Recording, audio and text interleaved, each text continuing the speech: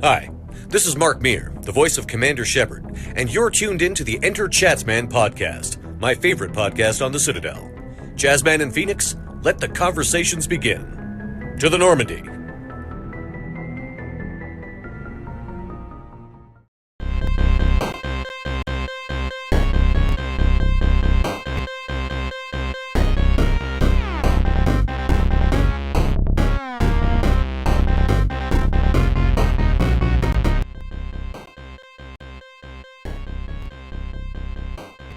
What's going on, everyone? Welcome back to the EnteR ChazmaN podcast.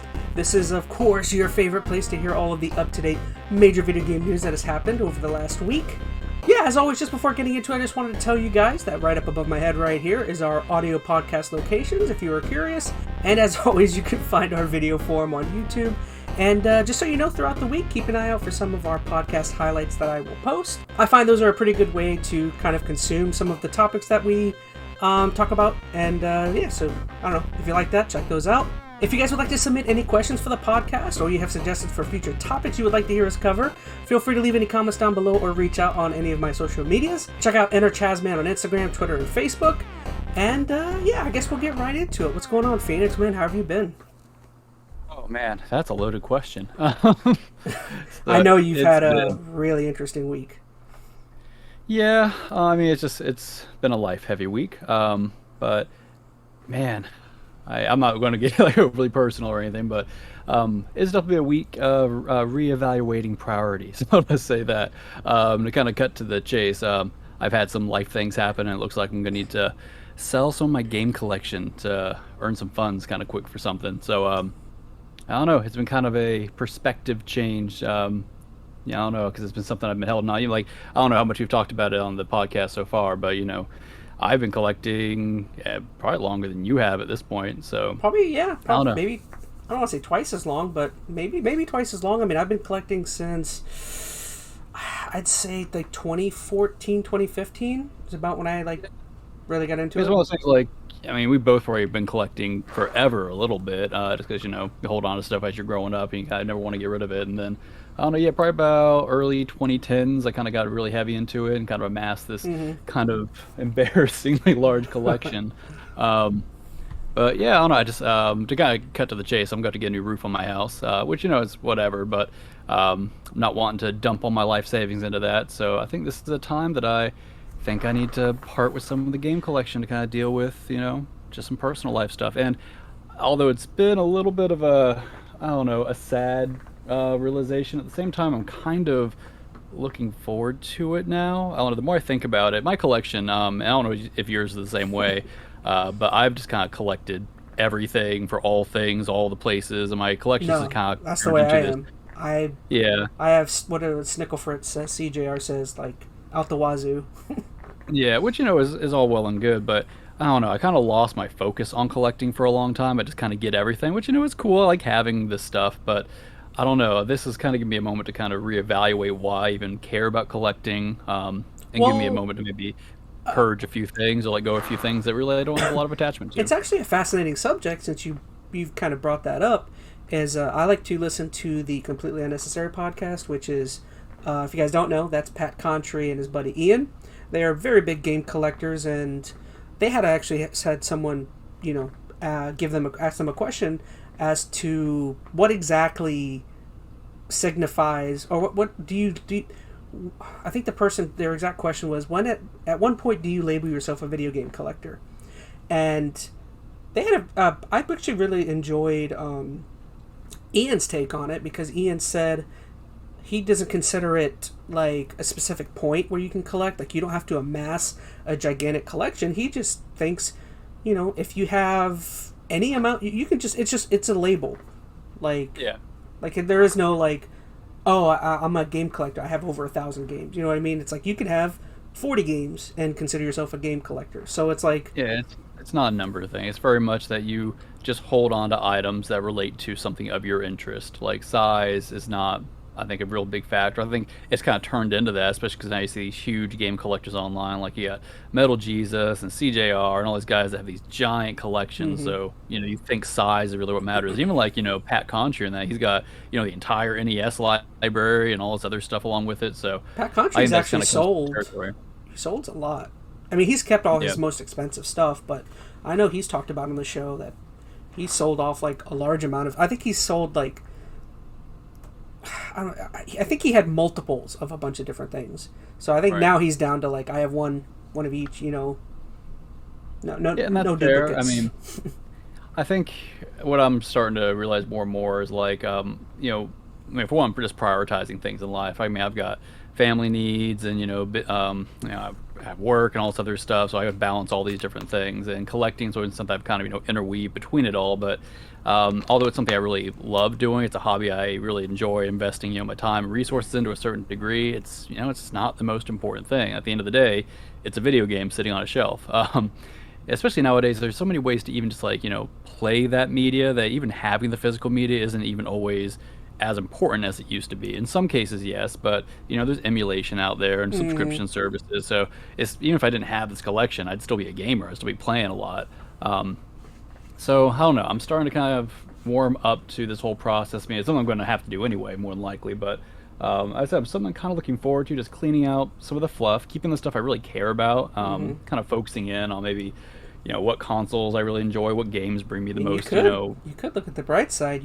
By selling off games, you free up more room to bring in more games. Yeah? Honestly, that's the other side effect too. Like, I'm kidding. I probably should have got like a picture of my wall. No, seriously, like my wall is jam packed. Like there is no room, so I couldn't even grow collecting if I wanted to. So, if nothing else, this is going to clear out some stuff off my shelf. So if I want to, pick back up a little more down the line, I can. But it's a way to, I think, kind of detach myself from the addicting side of it, because how addicting it can be when you see like a whole stack of $1 games. Like, yeah, why not get them? And then you throw them on a shelf and you'll never play them. So I don't know, a way for me to kind of shift my focus a little bit. And I'm growing, Chaz, growing as a young phoenix. I mean, we've talked about it before, but like I very much look at my collection as I'm preparing my entertainment for retirement. Like I fully expect that when I'm able to retire, which I'm hoping is at a decent age, I think I'm gonna stick with this channel, stick with podcasting, and I want to start playing through all these things. I mean, I already tried to, but when I have more time to dedicate to it, I'm gonna share it with everyone. I will say this, because I kind of ran with that moniker for a while too. It's like I'm just slowly buying my retirement, but I don't know. I'm finding more and more it's not necessarily what you want to be. That if that's your end game, is just waiting for retirement to enjoy these games. And I'll be real, like I don't know. Like for a while, I had some health issues, and I'm like, I don't even know if I'll live long enough to play these games. Like, granted, ended up not being a huge thing, but I don't know. I'm changing my kind of perspective on. Is this worth holding on to forever? I mean, will I play games when I'm an old man? I certainly hope so, but will I be going through playing 5,000 games sitting on my shelf? Probably not. I think the other aspect, I've kind of held on to it now as long as I have, is just the value associated with games. Like the past couple of years, things have just really kind of boosted up with the investment side of what a game collection can be. So I think that's been one reason I haven't wanted to sell it off. I'm like, well, this thing might be worth a lot of money one day, but at the same time, it's only as valuable as the moment that you need it, if that makes sense. So like, now's the time that this could serve me well. It's not like I invested a huge amount in it. I've done what you've done, thrift stores. Well, that's and yard what I've always sales. told people is like to me, my video game collection isn't a worthless thing. Like in a bind, hey, this is stuff I can sell off if I ever need to. It's very much an investment. Now, some people may think it's a waste of an investment, but people waste money investing in actual. Investing type things all the time, so I don't know. To me, it's not a waste. Volatile, just like anything else. And I mean, there's a whole side to if you're going to collect it for that purpose. I mean, is the quality of the items you're looking for there and all that kind of stuff. But there is inherent value to it because it's a tangible thing that especially right now, it's a big market. So I'm going to try to capitalize on it while it's still a little hot and get a little funds recuperated from it and move on. I'm not going to sell the entire collection. I don't know exactly how much I'm going to, but I got stuff on my shelf that, it's somewhat valuable, and I just don't really care about. Like, I've got a copy of, what is it? Xenosaga 3, which is like it's gone up and down between like $250 and $300. I'll probably never play that. I don't have any, love lost towards not playing that particular franchise. So that'll be one of the first things I think that goes. And I have a few other things that are kind of like that. My NCAA 14, I don't need to hold on to that. I don't care about playing college football. So I don't know. I think it's just time to purge. I'm probably going on too long about this, but no, you're fine. I'll give you $20 for that's been my week. Oh yeah, multiply it by 10, then we'll talk. But, if any fans are listening and want a copy, I'll cut you a deal. Hey, I would assume that's where you're going to get your best value is probably eBay. It hasn't. Oh, okay. Well, here's an interesting thing because I was thinking that eBay changed their tax policies this past year. It used to be a couple of years ago for you to have to like pay a lot of taxes on it. I think you had to make it was some obscene amount, like $20,000 or something. Within this past year, if you make over $600 in profit, they're going to start taxing everything based upon it. Wow, really? Yeah, they'll send you 1099 and everything. So I am less interested in going that route now. I got to figure out what alternatives I have, but I don't think it's just eBay. I think just about any online seller app like that, like Whatnot, I think they all kind of abide by the same thing now. So something to think about. I've seen lots of people on Craigslist, on OfferUp and stuff. I've seen a lot of people selling large sale collections and saying they're not willing to sell individually and just putting a good price on it. I mean, again, it depends on how much of a hit you're willing to take on what you're selling, but you can at least... Well, you got to think on eBay and stuff, I mean, they take a pretty big percentage anyway. It's like close to 15%. So like when you see a game sell for, $100, you're not getting $100 off that game. You're getting $85. And then you got to think you get the shipping involved and the time involved. So, I mean, if you cut off, 15, 20% right off the top anyway and then sell it locally, you'll make about the same amount of money and not have to go through any of the hassle that eBay is going to incur. So as long as you can find a market locally in your area, that's probably the best route to go. All right, well, we're already, 12 minutes in, so I'm going to go ahead and just a little tease for you. Today we're going to be talking about... Shoot, I already forgot. No, I didn't. So we're going to talk about what we've been playing here the last week, which actually me and Phoenix have been playing a new game with some friends. So we've been having some fun. And our topics for this week, we're going to be talking about PlayStation and their new subscription service, their Game Pass competitor. So that'll be an interesting topic. Then we're going to go into our thoughts on the first episode of the Halo TV series on Paramount Plus.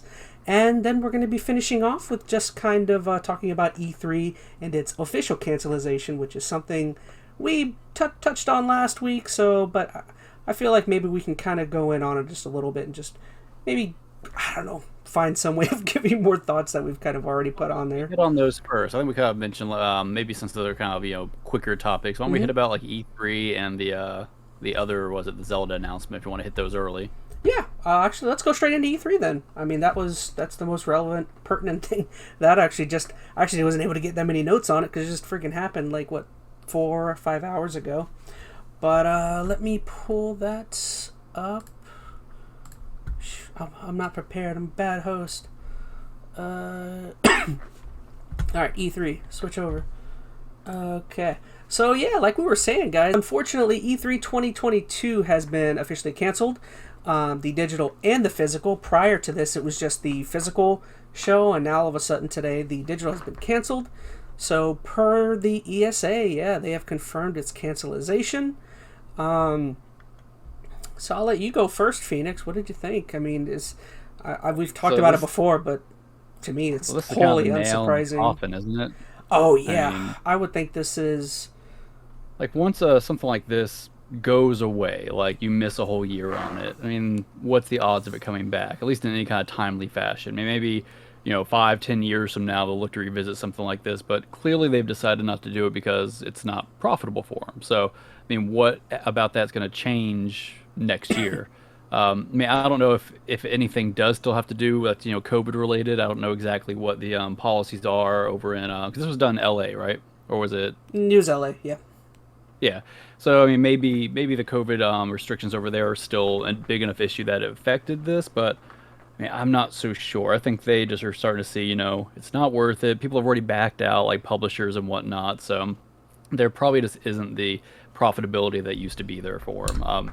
I'm still sad. I mean, what E3 was may never come back anyway. But I mean, I missed the grandiose kind of nature of what it could be. It was a moment we all kind of got to focus on a bunch of different games. That's kind of what we mentioned last time. It's just I don't know. There aren't many opportunities for that anymore. I mean, you got the game shows, which you kind of talked about. I mean, that's not nearly as in depth as we want, and they're highly just advertised more than anything else. So I mean, what else is there? You have like what Tokyo Game Show that happens.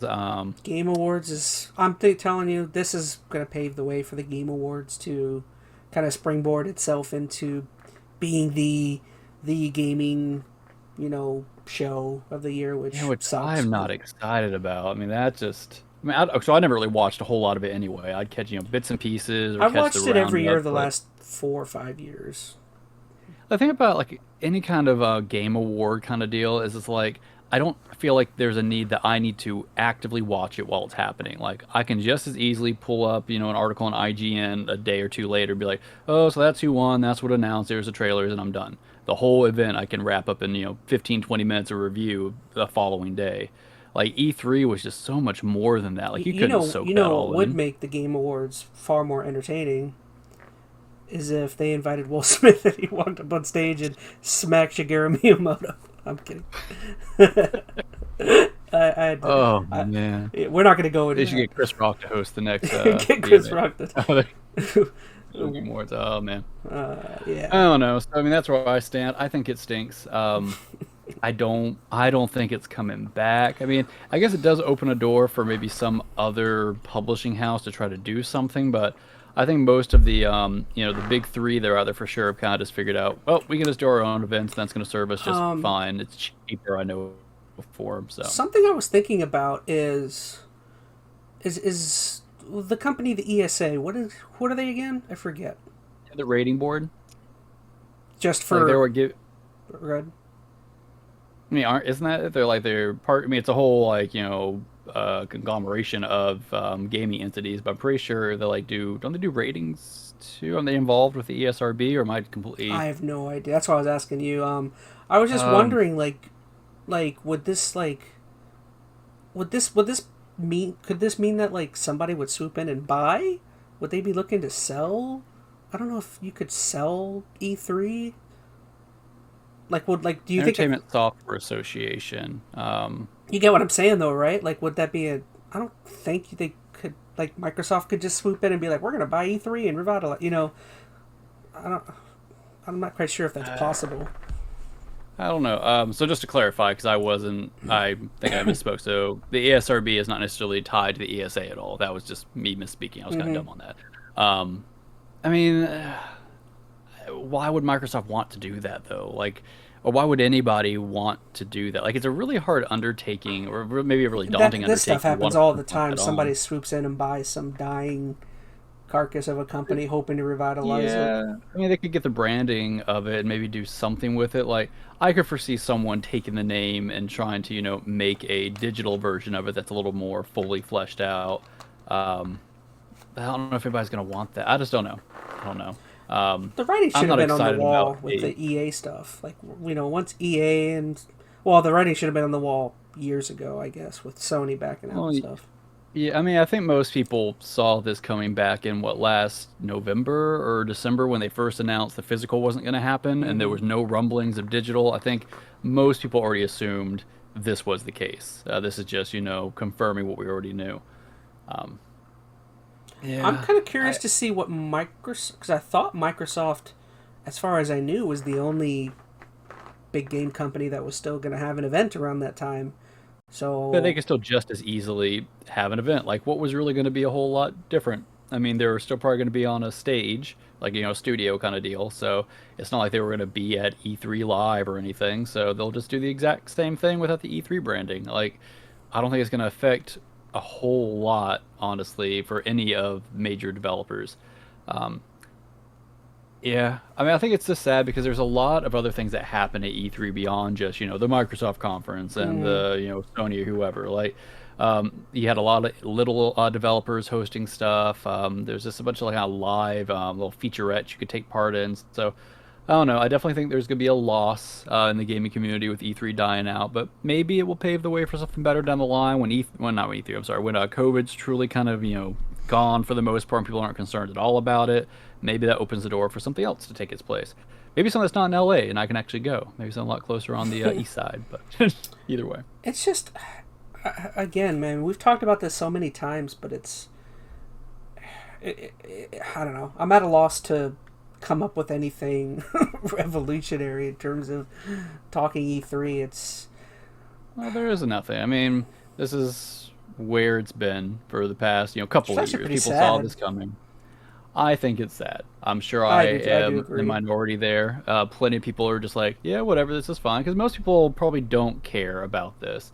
But I mean, I just remember so many just, big key moments that happened on these stages that, I don't know, it's kind of sad to miss it. You're not going to have the Keanu saying that you're breathtaking anymore. So, I don't know. And You don't have that one crazy, was it Connect guy trying to show his foot and his whole character flipped upside down. So. And you're missing out on a bunch of, as much as I think the whole console fanboyism and all that stuff is toxic, and to an extent, some of it can be fun. Some of it can be entertaining and lighthearted, and like, granted, again, most of it, in my opinion, is super toxic on Twitter and all the fanboyism and stuff. But like, a certain amount of it is fairly fun. Like, I know a lot of people might disagree, but like, I was pretty young for the whole, Sony does what Nintendo don't, and everything I've watched about that looks fun. Or Sony. Or Sega does what Nintendo. Like, a lot of that seemed super cool, super fun. Like, I don't know. I think it depends on your perspective on how fun it is. I mean, when you're a kid and your mom bought you what may be considered the losing console, it's less fun. I don't know. But looking back on it, I mean, it definitely, I think, added character to that, generation of games, and just stuff you talk about it now. Like, there are these big rivalries. It almost feels like a legendary kind of battle between these big. I just mean those entities. battles like came out a lot of times during E3. Like, everyone remembers the.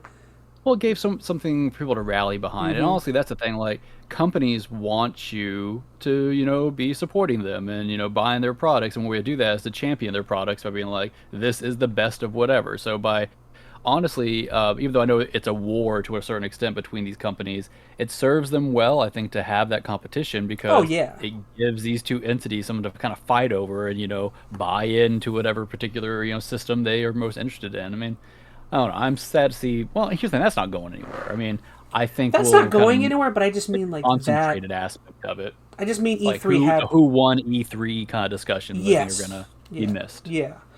Like I said, it was to an extent it was fun. Like the good nature ribbing part is fun, not the Twitter. Your Sony ponies and all that, Xbots and all that. That stuff's toxic. I don't think that's good discourse, but I'm tempted to go through here and pick at it, but I just don't think there's much more to add. I mean, looks like the ESA says that due to COVID, I guess maybe I don't see COVID.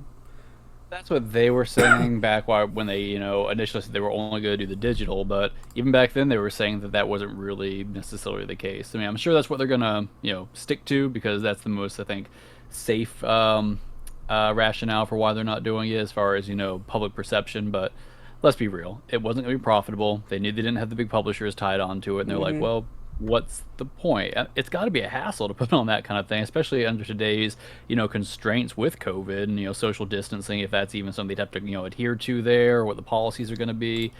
You have people upset that they're doing a big live gathering like that still. So I don't know. I get why they're doing it. It's a shame. We kind of miss out on that focused celebration. I'd be curious to see like is it the model that they have that makes it so not as profitable anymore? Because I mean, obviously I'm not quite sure how they could even bring in revenue anymore, because it used to be that they would charge these companies to rent multiple buildings or something, and then Microsoft and companies like that were just like, Microsoft bought their own building, and then Sony, you know what I mean? So they can't charge for renting space. Yeah, I mean, it's gonna be hard it's gonna take a full reimagining of E3, I think, to really ever make it something that's gonna be worthwhile to them. Because I mean, E3 started out as a true, just industry conference. Like didn't have public or anything. It was just these tiny little, conference rooms that had some really like businessy business people wearing their suits and ties, talking spreadsheets and charts. Like it wasn't the exciting thing it kind of grew into. And they needed that for the time, but then that evolved. Companies didn't need that kind of venue to announce their products anymore. They started being able to do that through their own means, and then eventually it turned into, well, we don't even need to have like a location to do that at. We can do it all online at our own time. You just took the words out of my mouth. Yeah, I was saying like a company like I don't know, like Pepsi or something. It's like why spend money to put ads at E3 when you can just put it on your website or put it on Facebook. You know what I mean? Yeah, so now I think this is probably the nail in the coffin for E3. I mean, would I like to see it come back in some shape or form? Maybe, but I don't think it's ever going to be what it used to be. No. So honestly, this is probably it. Maybe something else will fill its space in the coming years, but no, this is the send-off for E3. Yep. I mean, it does say here that the ESA is planning to reinvigorate it for 2023, but I don't believe that. No, I think skipping an entire year that's pretty much it. I think they'll just start getting real quiet over the next coming months, and then eventually just sizzle out, not even be a thing. Because like here's the thing: they didn't just all of a sudden decide to cancel the digital event. Like they knew that was coming a long time ago. That was already in the works, I'm sure. And now they just kind of waited, let it kind of get to a certain point, and then let it be. So. All right, guys. Well, I think we're gonna cut that. That might be one of our shortest topics we've done so far, which I'm kind of happy about because again, I just don't feel like there's any more to add to that pie. There's not. Move on. Yeah, but actually, we did skip something, so it actually works out that one was so short because we actually did skip our "What You Playin'," which are horribly named opening segment. Actually, down below, still send me suggestions for a different name on that. But yeah, actually, this last maybe a week, 5 or 6 days, me and Phoenix and some friends, we started playing Tiny Tina's Wonderlands. Let me switch over. Activate B-roll. No, not commercial. Giving them free ads. Good job, Chaz. This will be a cut because I want to skip this. I don't want to show an ad. Cool. There you go. So yeah, Phoenix. What have your some of your early thoughts on Tiny Tina's Wonderlands? It's fun. I mean, I think we probably share a fairly similar opinion on it, and I think it's not anything too contradictory to probably what everybody else is saying. Like, this is somewhat of a return to forms, I think, for Borderlands. Like, I mean, I've always liked Borderlands. I mean, I played the original. I liked it just for, the mindless, grindy, looter-shootery aspect of it. Like, sometimes all I want is a game that I can just turn off my brain, shoot some stuff, see some numbers go up, and then call it a night. Borderlands has always kind of been that for me. And 2 was definitely a highlight. Like, I mean, few, I think, villains really, hold up to something like Handsome Jack or kind of the way that game played out. So, all great. I mean, we did some awesome cosplay for it. I mean, I definitely have a affinity for Borderlands. Maybe I'll throw up a picture when I'm in my editing. I'll throw up our pic. By the way, I made his claptrap outfit, so when he's showing it off, realize I am the architect. Man, I was sweating in that thing. Just imagine a fat nerd in a giant cardboard box. I still got it in my garage, man. That was great. You should sell that instead of your games. Get money. Yeah. But anyways, so with all that being said, I was big into Borderlands, and then 3 came out, and I mean, gameplay solid. I mean, it was still the Borderlands formula, but I don't know, it didn't have that magic. I mean, it's hard to, I think, top what 2 was, especially from like, a narrative standpoint. But I really think they missed the mark, at least from the narrative. Like, the gameplay was probably as good, if not better.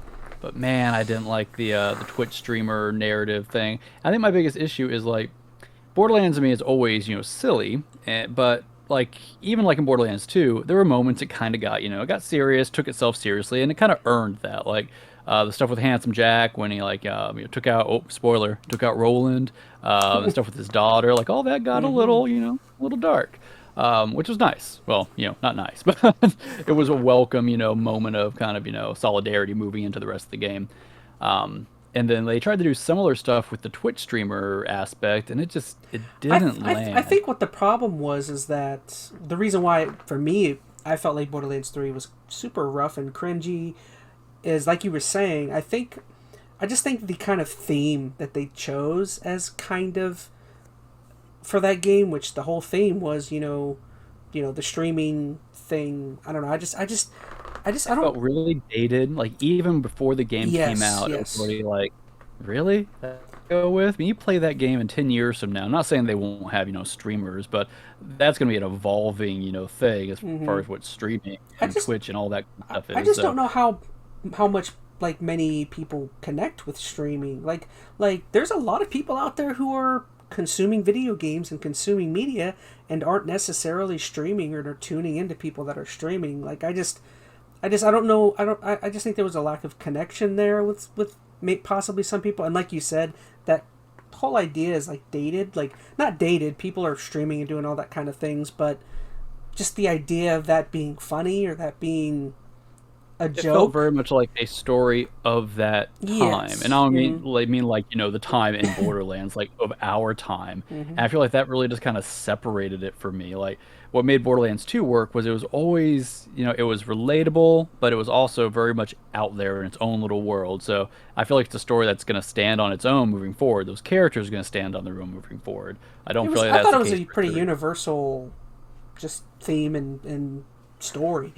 Just evil corporation, evil man wants to kill everyone and wants to, take over the world, take over a planet, get all the treasures. Well, there was actually a lot more than that. Like the story of Handsome Jack was actually a lot more nuanced and that was the nice thing about it too. They had a lot of depth to it, especially if you played like the pre-sequel and stuff like that. Like they really kind of fleshed out, Jack. Not that he was like sympathetic, but actually kind of was in the pre-sequel. I don't know. Regardless, much better story. Because I remember in some of the the codex or dialogue things, like the whole thing with his daughter and everything. Like that was all like in certain points it was super like it was super relatable. Just because he was this guy. I don't even remember what was the issue. I can't go into topics. I don't remember Borderlands 2 like at all. I just remember like it being kind of heartfelt and him just totally going off the deep end. I don't even remember why he goes off the deep end. I don't remember specifics. Regardless, I mean, I think we're kind of get off the point because it's supposed to be a Tiny Tina's, but 2 was good, written well. Oh yeah, they earned that narrative. 3 didn't. So 3 has kind of left me with a sour taste. Also, I mean, I don't recall if you had the same experience, but it was buggy for a lot of it. Performance issues were pretty prevalent. I started initially on Xbox, and I had some of that. And then I tried to play again on PC, probably like 6 months after they had some DLC come out, and it was even worse. Granted, I don't have the most powerful PC anymore, but even based upon minimal specs, it should have been fine. And just, not a great experience. This one I don't feel like has had those kind of problems. I mean, the big problems we've had have been, getting into each other's matches and connectivity. But other than that, whenever we get into a game, it feels solid. Like I don't think for the most part, I've run into some little issues and maybe it's mostly connection based stuff. Like my inventory won't load, everything's empty. There's some UI glitches. On the main screen when I try to go into certain menus, it hangs for a long time to a point where I almost thought it was frozen a couple of times, but it was just waiting. I think a lot of that is just connection stuff. So I don't know what's going on with their servers and whatnot. I would say my big problem so far with the game is mainly just graphical. I just don't think the graphics or I just don't think the game is that particularly good looking. I don't think the frame rate I don't feel like the frame rate is all that spectacular. The frame rate's fine. Well, frame rate's going to be hard to, I think, really quantify in that way because that's going to depend on your setup and your rig. You run this on a good PC, I'm sure frame rates are going to be fantastic. And I've been playing on my Series X, and everything's felt I've been playing it on Series X. I'm imagining it's running at 60. It hasn't looked, choppier than that. So I don't have a frame rate issue. I agree with what you're saying. The graphics definitely are feeling dated. I don't think that I'm really looking at that as a downside to this game, though. I just feel like it's time for Borderlands to, update their style a little bit.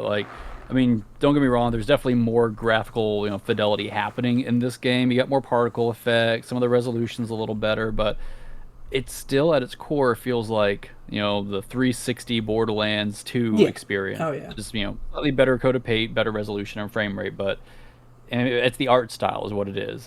This is the Borderlands art style through and through. It looks pretty much the same. I think there's room for improvement there. I'm not exactly sure what that should look like. If it's, some new shading techniques, lighting. I think that the world just feels kind of flat in areas. Like they don't use a lot of normal maps in places. And for those anything about modeling or texturing, it basically just gives some depth to your textures, and I think that's missing in a lot of places. So I don't know. It's not a deal breaker. The game looks good and cartoony, and it definitely, when it needs to look decent, it does. There's definitely some cool moments. The one, without spoiling anything, moment on the dock when everything kind of goes crazy. Was a cool looking moment. I agree. But I think they're just overdue for an update, as I'm not exactly sure what that update needs to look like just yet, but I don't know. We'll see. But beyond that, I mean... Oh, go ahead. I'm sorry. I'm talking too much. I was going to say, I just wanted to wrap up my thought from earlier where I was talking about the disconnect with the theme of Borderlands 3 versus this one. This one just it's a much more universal theme that any video gamer, any nerd can connect with. The whole idea of just playing D&D and just the idea of role playing. Like it's universal. Like everyone. It's fantasy. I mean, that's an easy, kind of genre to dig into. Like everybody's familiar with it. People, across the board have different, relationships with the fantasy genre. But this one hits on a lot of the tropes. It's fun. It's not. It's in some ways it makes it kind of safe because they don't have to come up with their own thing. Like that was the thing with 3. They had to kind of come up with everything about that game that made that game, and they definitely did some cool stuff. But this game just gets to dig in on those kind of cliche niche tropes, and it's fun because of that. Like, you got the fun little pirate world, you got the fun medieval area, and it's just, I don't know, it's fun. If you really think about it, too, like, even a game like the pre-sequel, I felt like had a more structured, more likable kind of theme and environment. Like, even the whole moon space thing was kind of interesting to see the Borderlands world taken to space. I felt like it was more entertaining than Borderlands 3, just kind of feeling like its world just kind of was more deserty, more Borderlands 2 type looking, you know what I mean? Yeah, I mean, the standard just Borderlands, open, deserty areas definitely got a little stale, but... although I will say the pre-sequel wasn't that good either. It was okay. It was a much more limited game than what the other ones were. I enjoyed it for the narrative aspect of it, and the gameplay was fine. But anyways, I don't know. I'll tell you, I was disappointed with the connection issues. That's probably if I was going to pick one true downside, it's that. And yeah, so to be fair, it's a new game, just came out. It's pretty common when a game comes out first few days, you have server issues. I get that. But it's always disappointing, especially in a game like this that... at least for me, and I imagine a majority of people, this is a co-op game through and through. This is the game you get with your buddies to play through and have, just a stupid fun time. So not having an easy ability to do so on the first couple of days when you've organized your time. That's the other thing too. Like we are all now older than we used to be. We're not college kids. We have a lot of open time. So scheduling our time to meet together with everything going on and get a few hours to play is not the easiest thing in the world. So you do all that, and then you try to log in. I've got like a few hours after like 8 o'clock.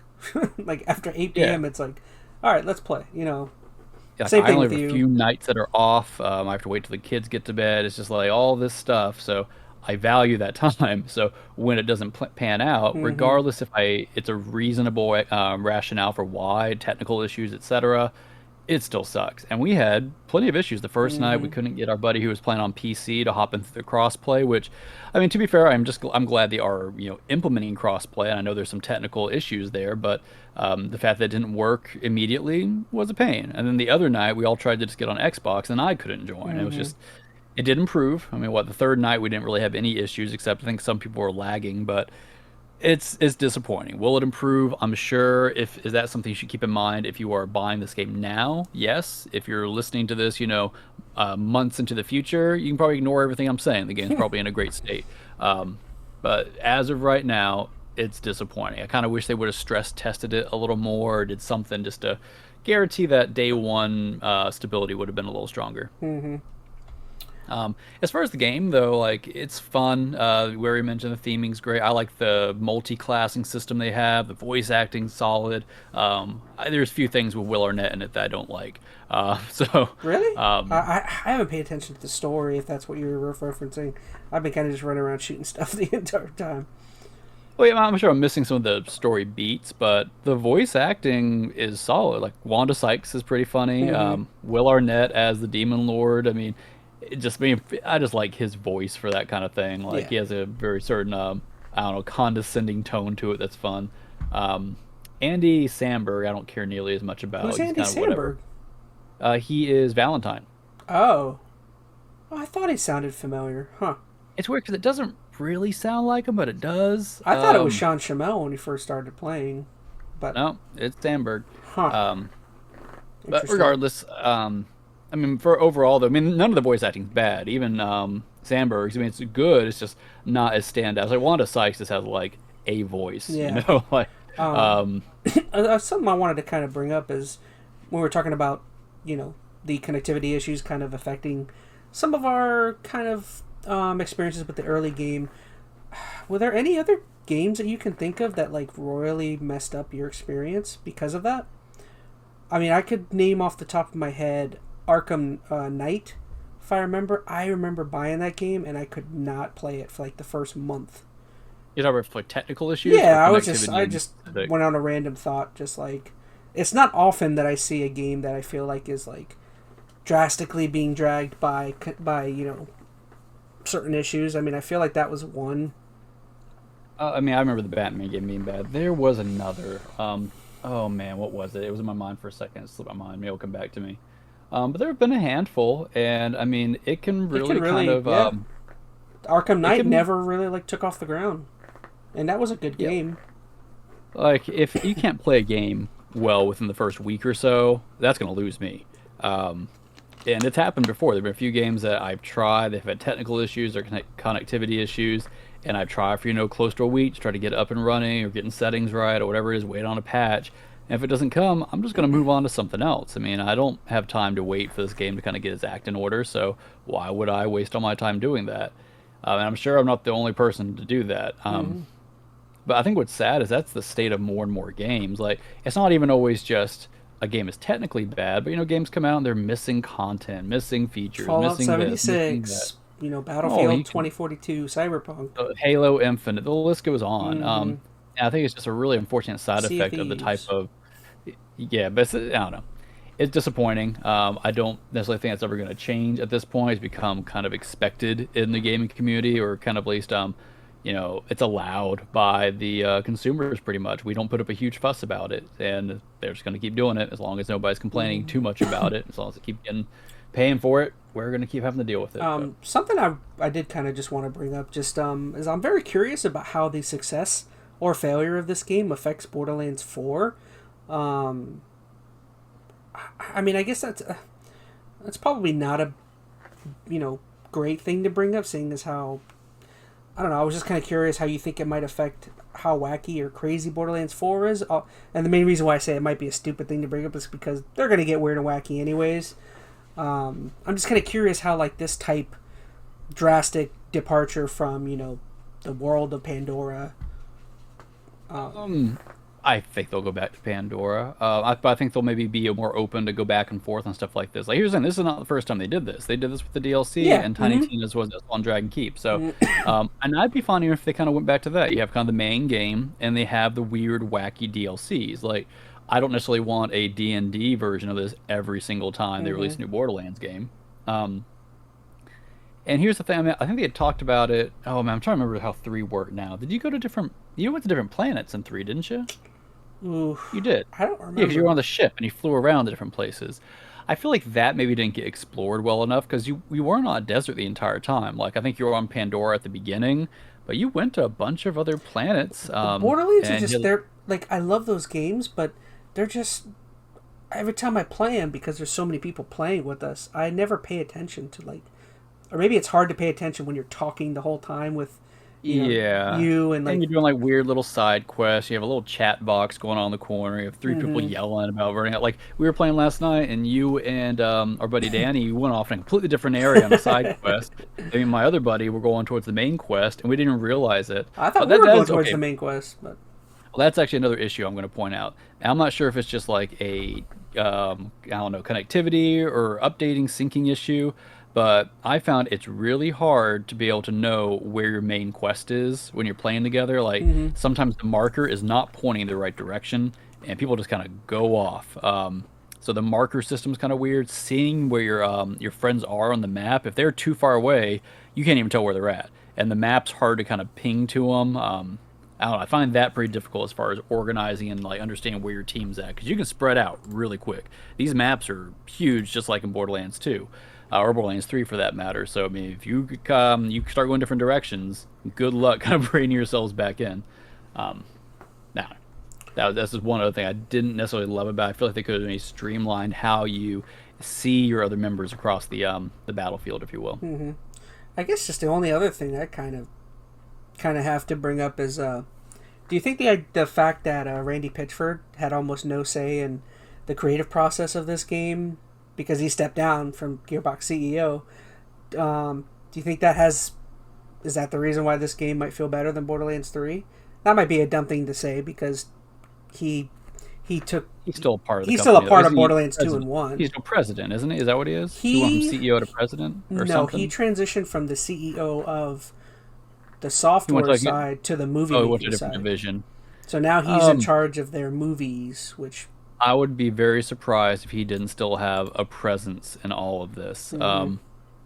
And here's the I don't know. I mean, granted, I don't know his direct impact on any of this. I don't know how much of what he wanted to include in Borderlands 3 is what actually made it in and affected our feelings on the game. Was he the one that decided the Twitch streamers were the way to go, or someone completely different? Like, I don't think it's ever been pinpointed, who caused the good or the bad in the Borderlands franchise. So I'm not going to go and attribute any of it to him. As far as I know, he had the best decisions about the game. The good stuff we liked about it is all because of him. I don't know.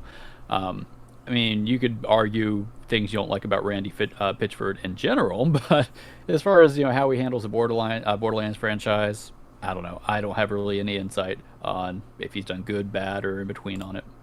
Yeah. I'm trying to think. Is there anything else really to say? I mean, so far I would just say overall thoughts. I'm really enjoying it. I mean, it's always saying that's always a weird thing when you're playing a game where it's hard to dislike a game when you're playing with 3 of your best friends. Like that's, I don't know. I mean, I would say I'm enjoying it.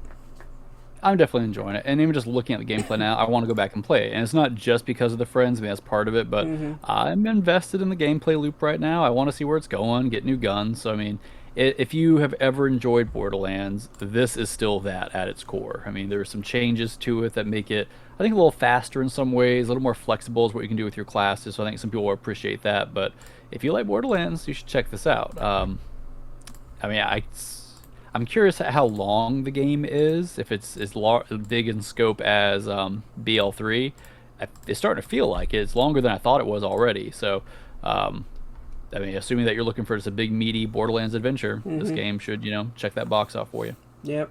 All right, guys. Well, there you go. That's the game we've been playing. I don't know. I feel like I'm kind of curious how much longer there is of the game. I have a feeling we're probably going to keep playing until our next stream. So maybe next stream we'll just come back and spend a few minutes and, I don't know, tell you how our opinions have changed or not changed. And with that, I think we're going to go ahead and move on to our, I guess technically this would be our first topic, maybe? Oh no, well, we moved things around. So I guess we moved everything so far. Because weren't we going to talk about Zelda 2 really quick? Oh yeah, I guess we could. Scratch that. Editor, get rid of that. Well, I mean, it's just a quick mention. Yeah, we'll mention it. Discussed. We had it as a topic, and last second we were just like, how much do we have to say? I mean, it's something that I don't think most people thought was an impossibility. We still don't freaking have a title for the game, but I guess we should say, if we didn't say it, Breath of the Wild 2 has been delayed. It is now. Let me switch back over. So what is it? Spring of 2020. Yeah. So spring of 2023 is now when the game is slated to come out. So yeah, Phoenix. I mean, I know you're a big Zelda guy. I'll let you kind of give your part about it. Man, there's not much to give. I mean, I don't think this was anything that is really out of the blue. Like the fact that Nintendo's pretty good about keeping things, close to the chest in general. So, I mean, they could have still gone ahead and have had everything ready, announced it during the summer, and then it pops out in fall. But they were real quiet and kind of cagey about stuff for a while. So, I think a lot of people were kind of thinking, you know what? I think this is gonna end up being a little more needing a little more time in the oven, and it seems like that's what it needs. And you know what? That's fine. I enjoyed Breath of the Wild. I know we've talked a little bit about how we feel about the game in particular, but it's a good game. I'm looking forward to. I liked it the first one, and I definitely want to play the second one. But I want to make sure the game's as good as it can be. I guess this would be a good time to go into one if you want a little bit. Well, I think we have talked about it a little bit. I mean, that's not. Pretty sure. I mean, it's not my favorite Zelda, but I definitely love it. It's probably my top 5 for sure. It's not my number 1, but I'm excited where 2 can go. I would say it's my definitely a game third. that's on my radar. I would say, because I don't know if you guys check out my streams, but I actually recently played Skyward Sword, and I think that might be my favorite. I really enjoyed it. I don't know. I had a good time with that one. I would say 1 and 2 is probably either Skyward Sword or Wind Waker, and then I would say Breath of the Wild is probably 3, somewhere behind those two. Yeah, I mean, it does a lot of things right, and I'm sure they're going to improve upon it. It definitely is like a different, like after playing those other 2 games more recently, like I definitely see why fans like you are like very very indifferent, I guess, on some of the differences between this and some of the other games. But like, I remember a big complaint with you was the, huh? I wouldn't say I was indifferent. There were definitely things I did not like about Breath of the Wild. Oh, okay. Because I remember you didn't like the dungeon. You didn't like the structure of the dungeons.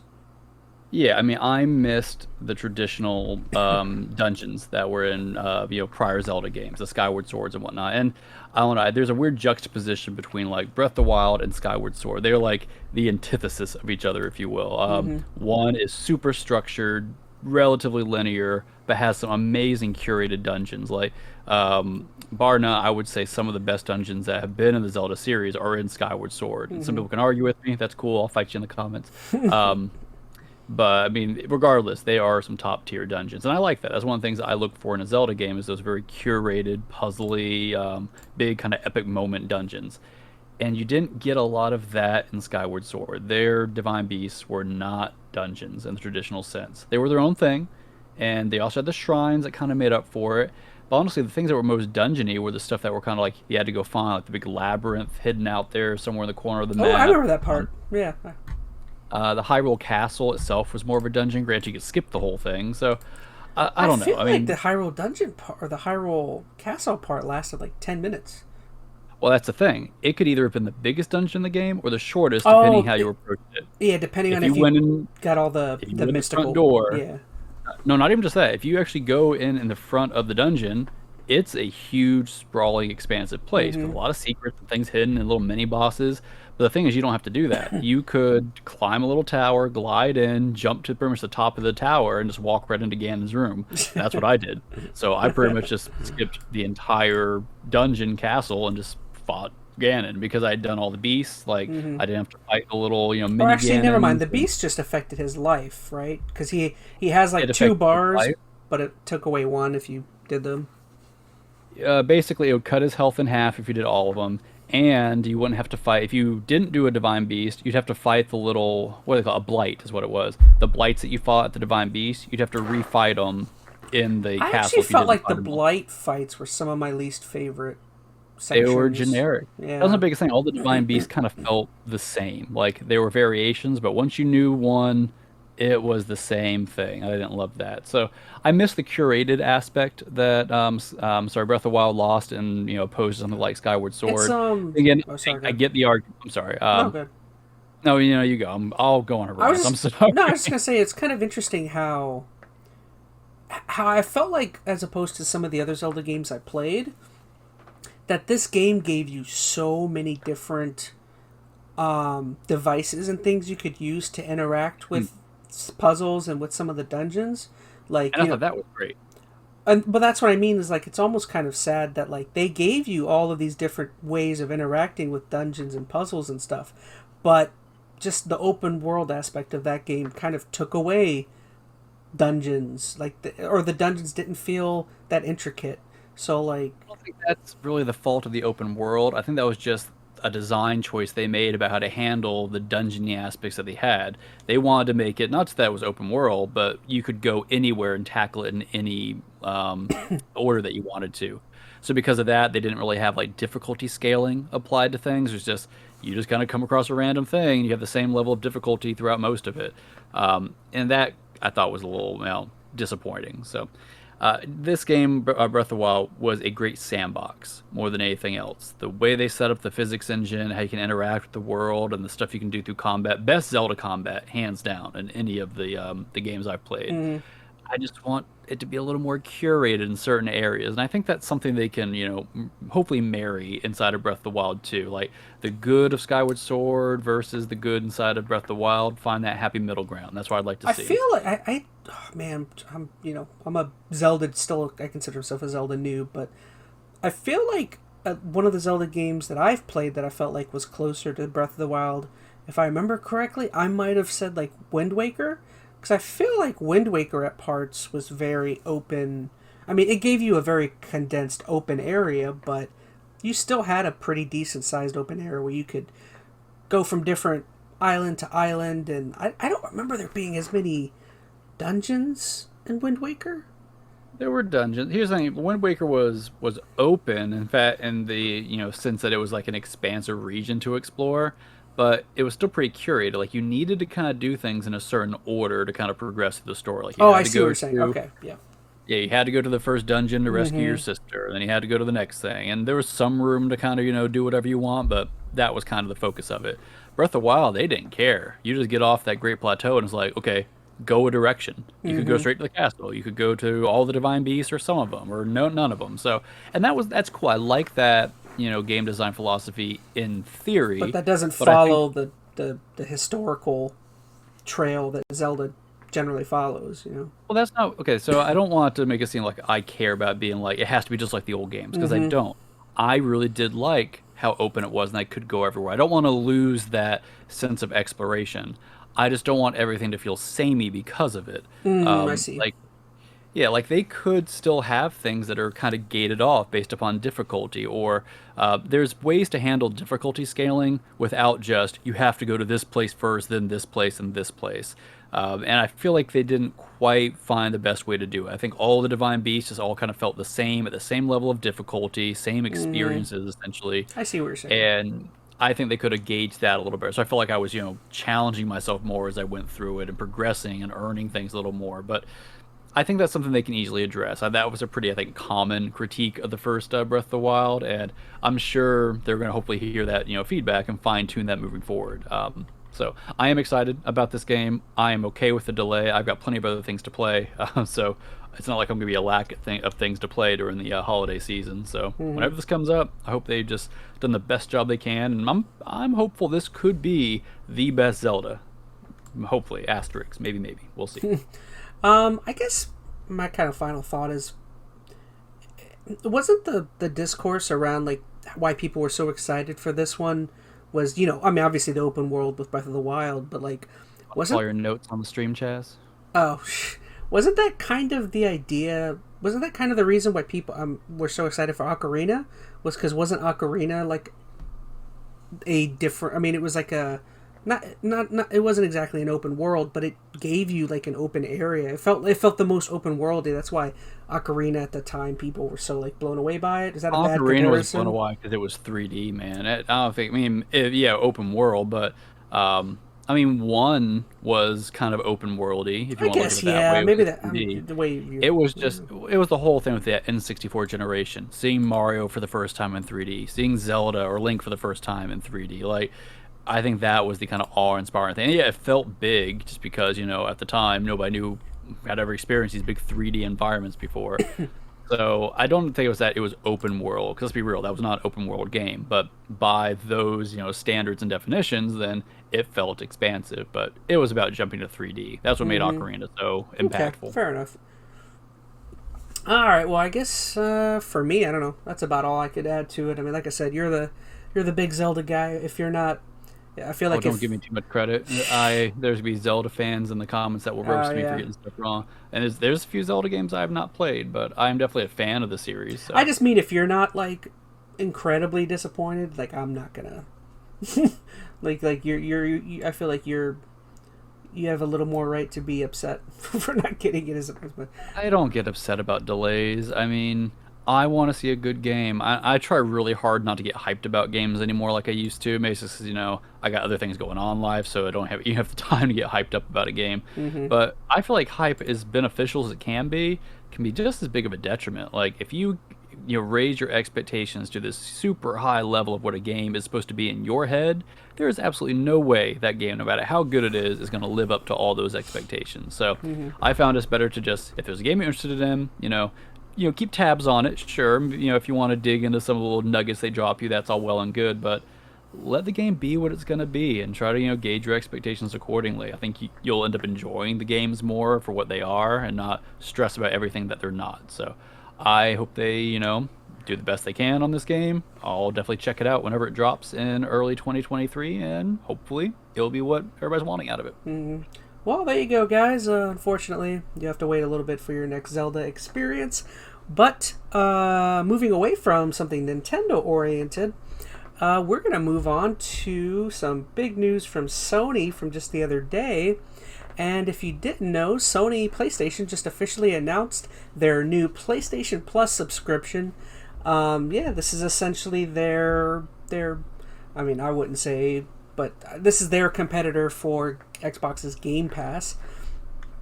So actually, let me switch. Where's where are you at? There you go. Okay.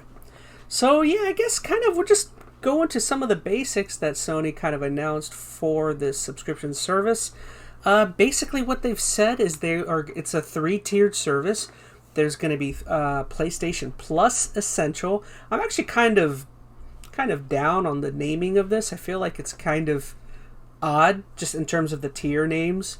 But yeah, we have the PlayStation Plus Essential, which it looks like the PlayStation Plus Essential is going to, from what I understand, I think this is ooh, bad time cough. I feel like I don't remember. Is you have the current service, right? PlayStation Now or PlayStation Plus, so you might know more.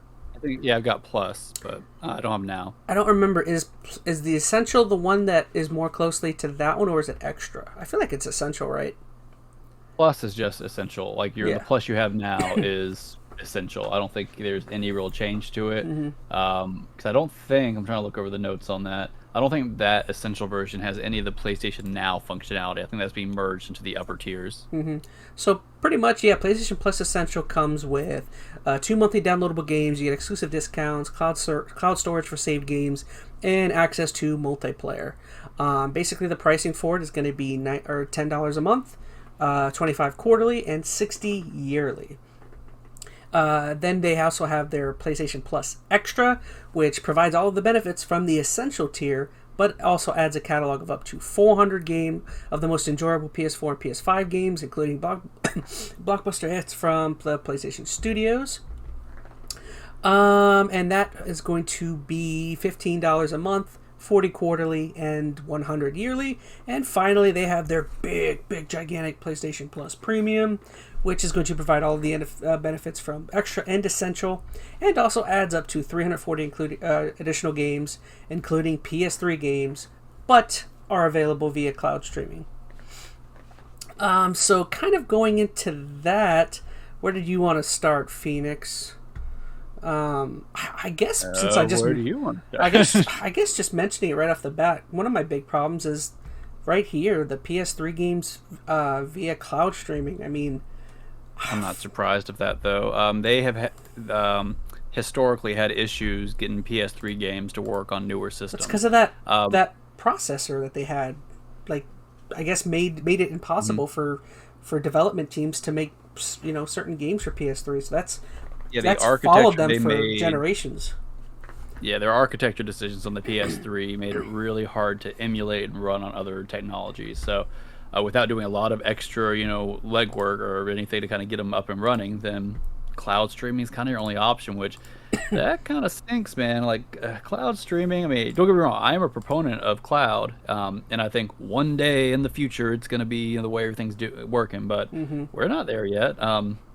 I mean, it depends on the game and depends on your internet. Sometimes it can be a just fine experience. Other times it can be pretty darn awful. So, and PS3 has some quality games on there. I think they've done a lot of work over the past few years to try to get the big titles off PS3 onto, remasters on PS4. Oh, I was just gonna say and that. Yeah, man, we were thinking great minds think alike. Yeah, a lot of their best games from PS3 they've done remasters. Like The Last of Us has had a couple. The Uncharted has like their collections. Sorry to cut you off. Go ahead. Okay, you're right. I'm trying to look over my PS3 collection now just to see if there's anything like I couldn't live without. I know, what's that one indie game? Although that's an indie game. What was it? Journey. I feel like that was like a big PS3 that's title. on PS4. That probably is. Yeah. I think so, at least in digital format. I could be wrong. I thought I had downloaded it recently. I don't even know if I've played games via cloud streaming. Everything I've played has always been download from, I think. So I don't even know how bad or... Most of the ones I've played have been on mobile through the Xbox, Xbox Cloud stuff. Like at work, I'll boot up, I think I was doing like Donut Country or Donut County, whichever one it is. Donut County, that's a good one. Yeah, I was playing that on my phone on mobile, and that worked pretty well. I mean, luckily it wasn't like, a Twitch shooter or anything, so it didn't have the most responsive interactions or input or anything, but it worked well enough for that kind of game. So this is definitely something that could work in some situations, but I don't think for every game cloud streaming is preferred. So that is going to be a limiting factor here. I definitely think that's going to mean there's still going to be a market for PS3 games ultimately because, Sweet. Go ahead, I'm sorry. No, I said sweet.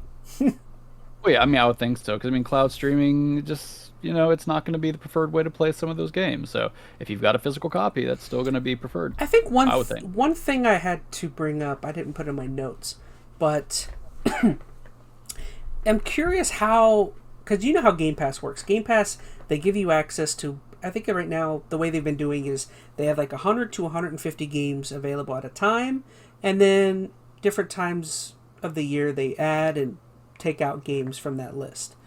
I'm curious, when they say in the extra catalog, the extra tier catalog of up to 400 and the premium tier adds up to 340 additional games, which that puts you somewhere around 700 over plus games, are they giving you access to all of those games, or are they going to be doing, they haven't said, are they going to be doing the same thing where they have a curated list of that over 700 games at a time? I'm assuming that's what they're doing, right? It's hard to say. It says of up to 400 and up to whatever. So they could release any number below that, and that would still, fit that description. Because that would be a really great thing to do. I mean, if they're giving you access to the several hundred games at a time.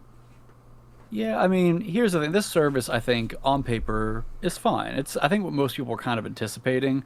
It's going to come down to what these 400 games are.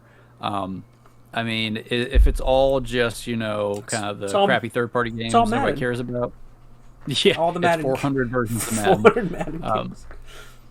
I don't know, because here's the thing. Like, if this is... I don't know. I'm trying to think of the right way to phrase this, because different people are going to feel differently about this. Mm-hmm. What I like about Game Pass is not necessarily always the first-party stuff. I know a lot of people are all harping on, it needs to have first-party I love it for the third-party. Yeah, you're right.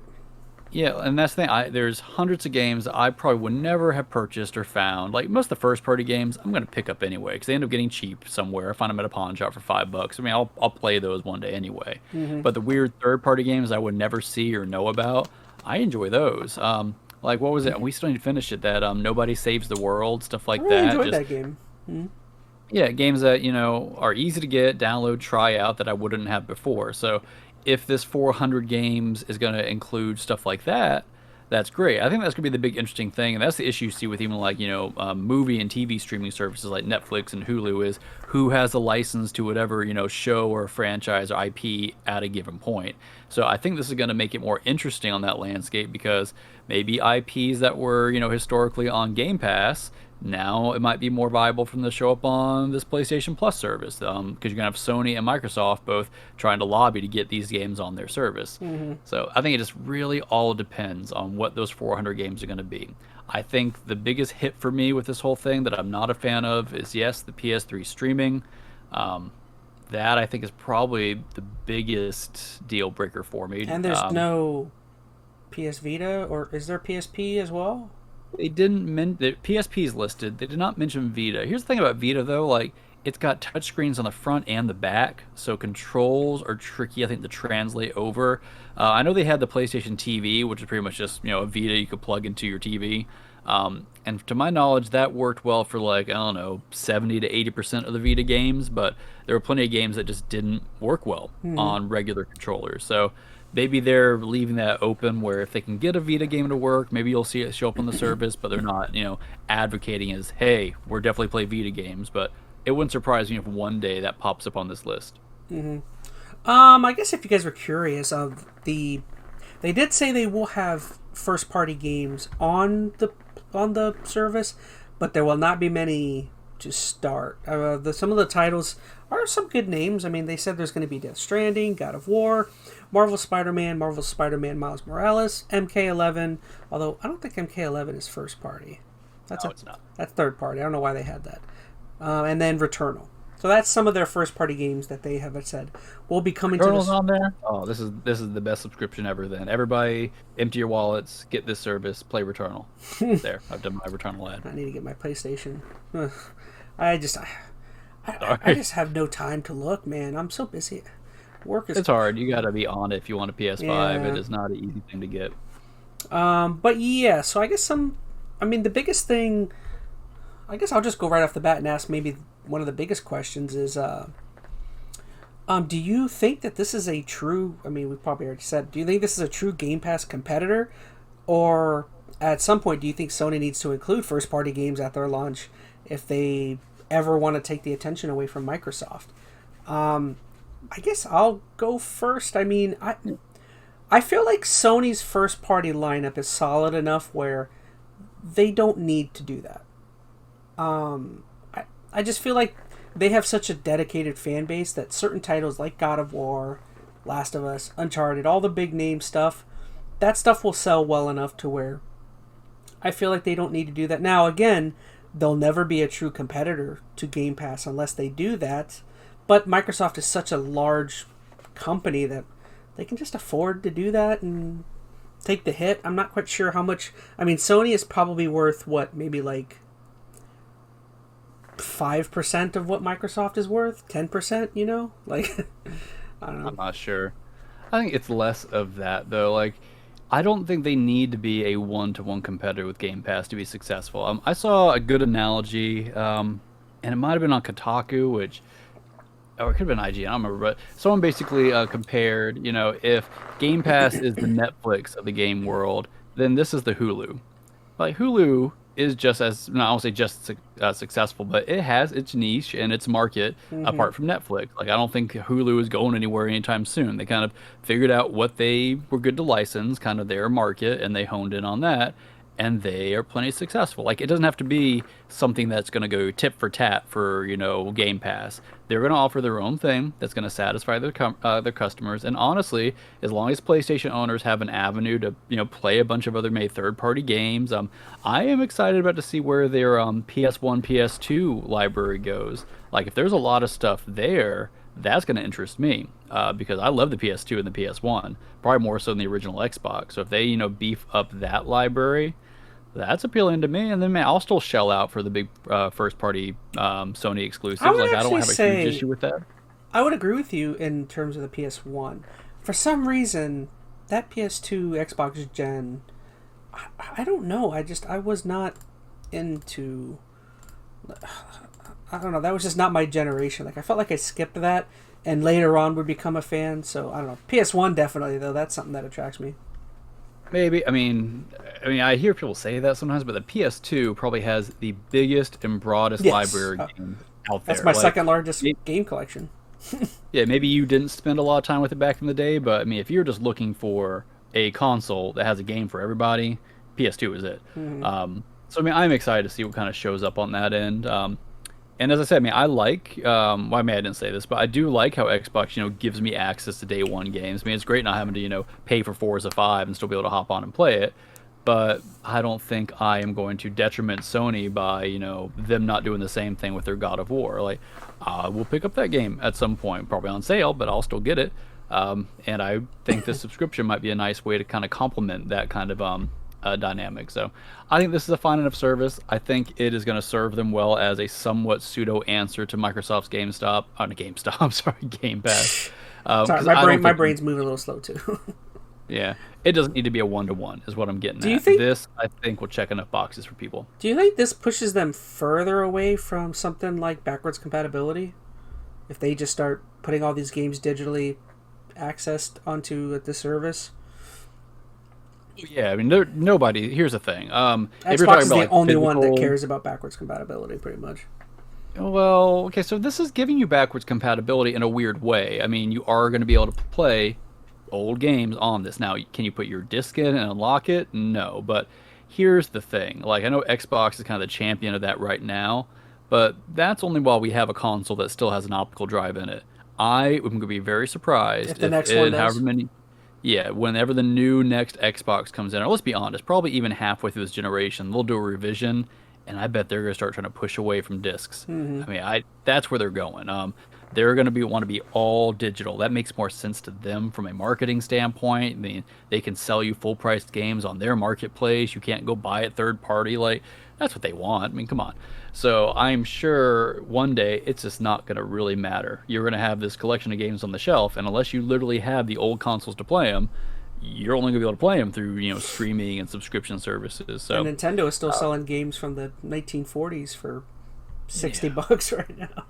don't get me wrong, I love backwards compatibility, like true native backwards compatibility, and I do appreciate that the Series X and whatnot has that, but it's not going to be the long-term issue. This is only going to be an issue while we're dealing with this form of media, and that's not going to be a huge amount longer. As the next generation, I would be very surprised if they have a built-in DVD, Blu-ray, whatever player inside of it. And actually, another question that I actually had in our little notes over here is that kind of pertains to that.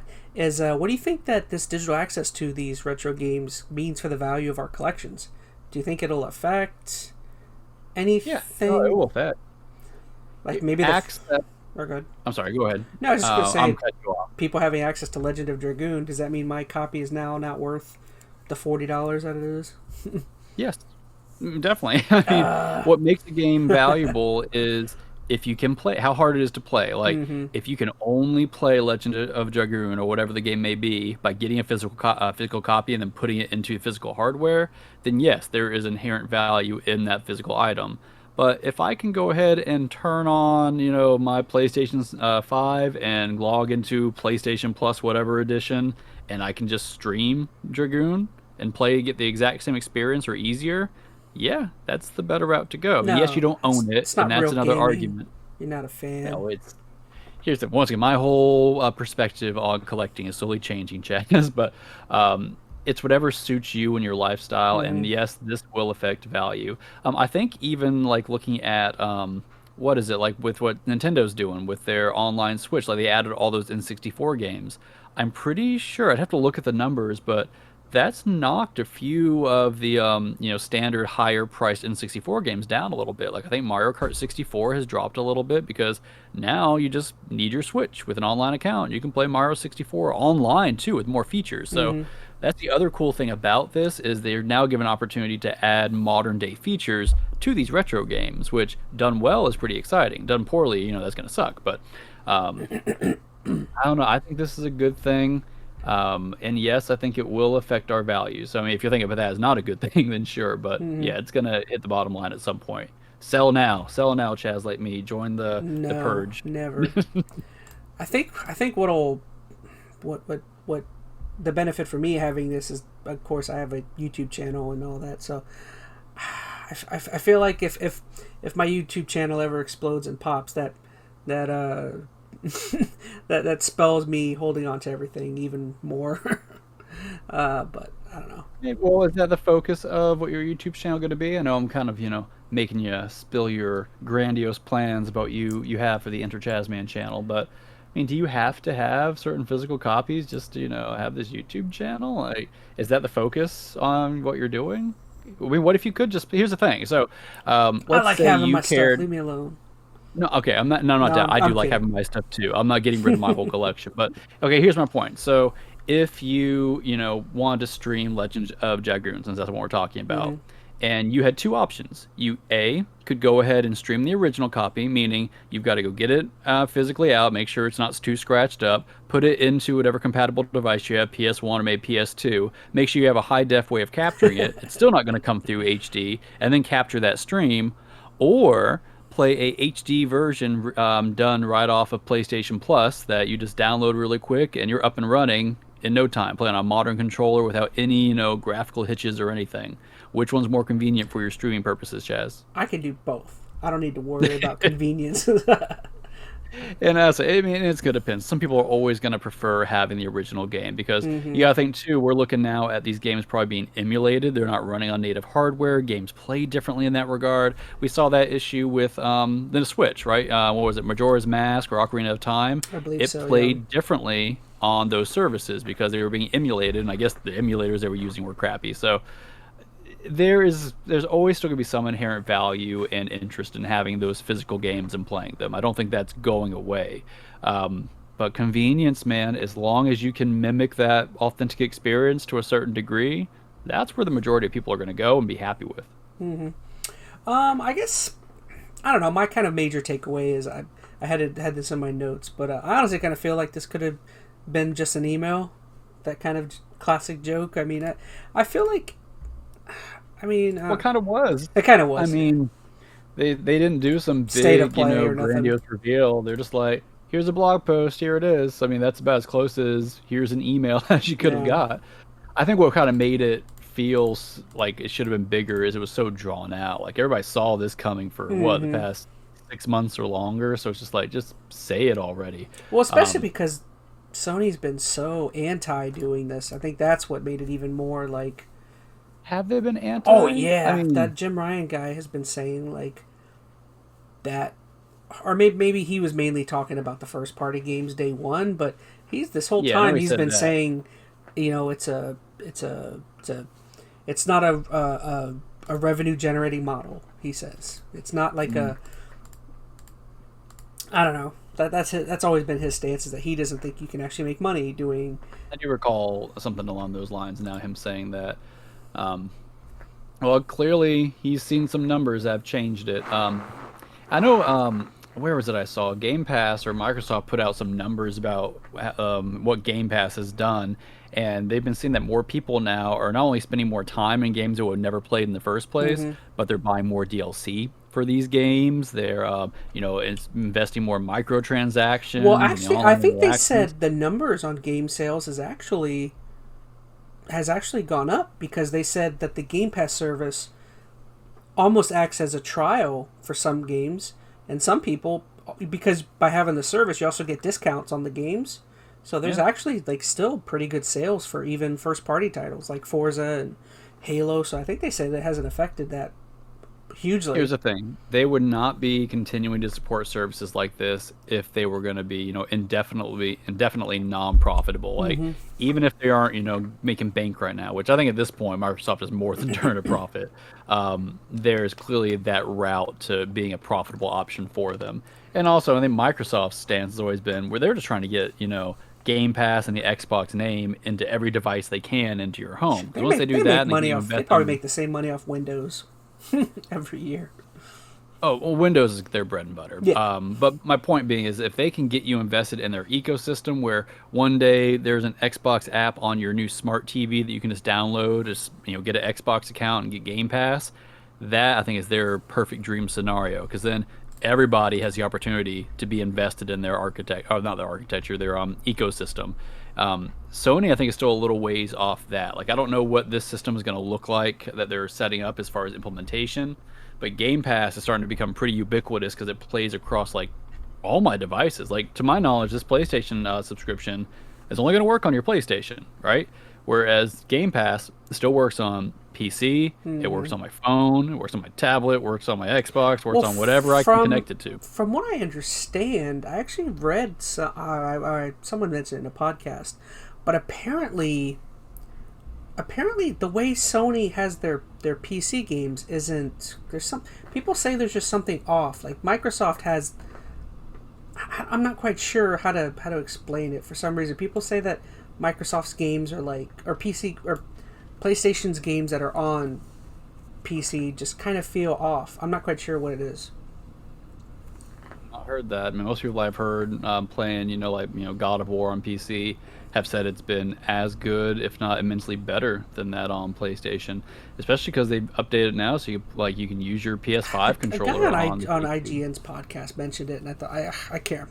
My brain can't form. I haven't played any on PC, so I can't say. That is news to me, though.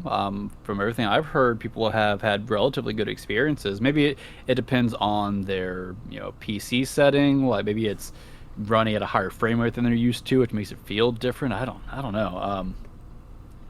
I don't know. I haven't heard that. That's news to me. Yeah. All right. So I guess. Shoot, I lost my notes. No. I guess that's kind of all I had. I mean, I guess just my final question would just be, do you think it was disappointing at all how they rolled this out? I mean, is it disappointing that the service basically is what everyone thought it would be?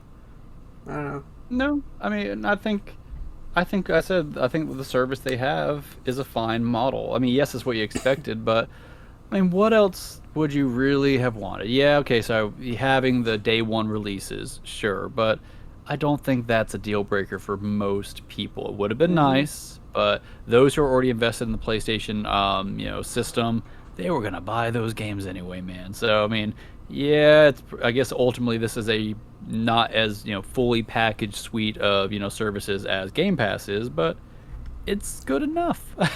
And it will probably evolve over time. I mean, for an initial entry, I think it's going to work out just fine for them. The pricing is fair compared to Game Pass, so they're going to make bucks off this, I'm sure. And I guess I'll just answer your one question you have here is, would you be willing to pay for PlayStation Plus and Game Pass? I mean, if I had a PlayStation, I don't see why not. I mean, I feel like the price is relatively along the lines of what you pay with Xbox. I mean, Game Pass, I think for a year is like 100, 120. It's about 120. The prices are about the same.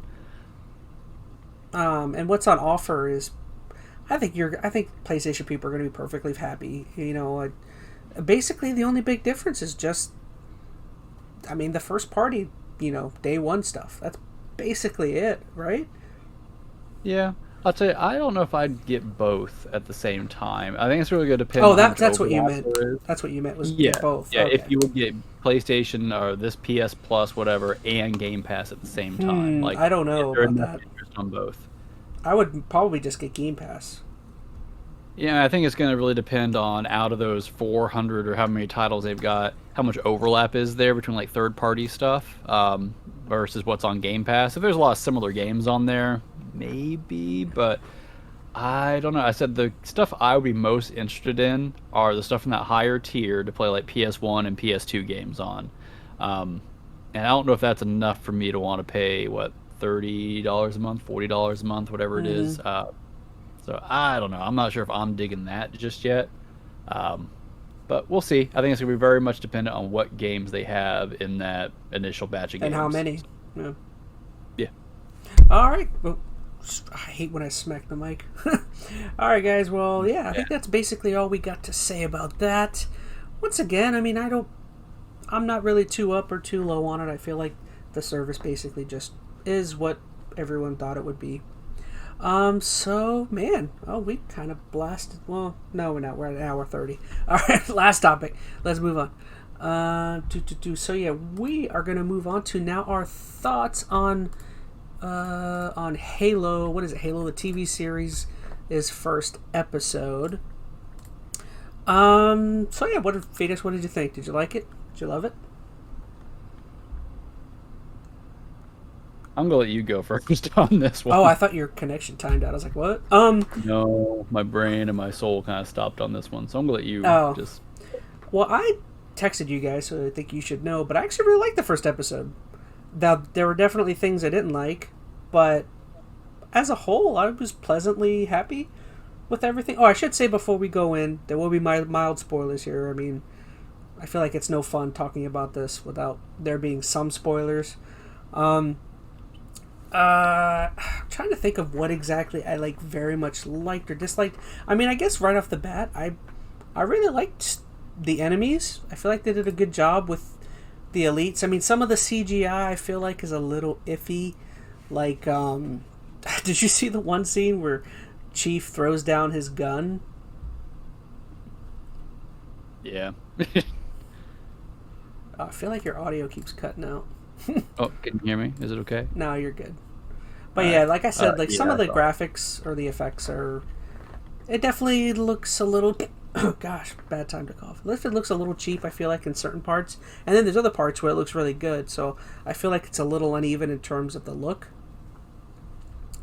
I guess one part... I don't know. Let me go back through. So I guess something I really enjoyed from right from the get-go with the opening scene is I actually really liked kind of the reverence that some civilians like the episodes. The show begins with them kind of focusing on this. Trying to think, what is this force? There are people that have broken away from the something. Yeah, they're people that have broken away from the UNSC, and they're like a little rebel like insurgent, whatever. And I actually really liked that kind of viewpoint because normally through the Halo, everything's viewed from the eyes of the UNSC. So I feel like it's kind of an interesting viewpoint to look at it from not the Covenant and not the UNSC, from some outsider group, kind of looking at what's going on there. But yeah, I guess from the opening start, I really liked kind of the reverence and also fear that some civilians have of the UNSC and the demon, as they call Master Chief and the Spartans. So that was really cool. I mean, they do introduce a new character to the Halo lore. Or is she new? I don't know. I'm assuming she's new for the show. What's her name's Quan, I think? It's hard, and I'll talk more about this in a minute. Like, I am not the biggest Halo lore guy. I have played every Halo game, but I know the lore is pretty in-depth. Like, I don't read into all the little, pieces even in the game, and they got books and all this other stuff that go on. So she could be a character existing out there somewhere, but I think she's a newer one. Mm-hmm. I kept wanting to call her Quan Chi the whole time. That's what I'm going to call her from now on. Quan Chi. It's a Mortal Kombat reference, if you guys... Sorry. I'm sure most people probably are like, yes, Chaz, we get it. Yeah, there's some like really cool opening things. I really liked that kind of viewpoint. There's this one older gentleman talking to like this one guy who is like has no fear of the Spartans, and like I kind of really like the scene he has where he's like, you fear no man, but a Spartan is like equals 100 men. I just kind of like that reverence and viewpoint of the Master Chief or the Spartans as a whole. And then the movie like goes right into Covenant forces attacking this poor group of people, and like, man, it is super brutal, super gory, and I actually really liked it in parts. Like, it almost reminded me of like scenes from Starship Troopers where like people are being like their legs are getting chopped off, their bodies are like burning. That's actually something I really enjoyed about it early on. Is I feel like the show, to start, the first episode did a really good job making the Covenant weapons super intimidating and scary. Because like, I mean, if you really think about it, they're like, what are they? It's all made of like plasma, I think, right?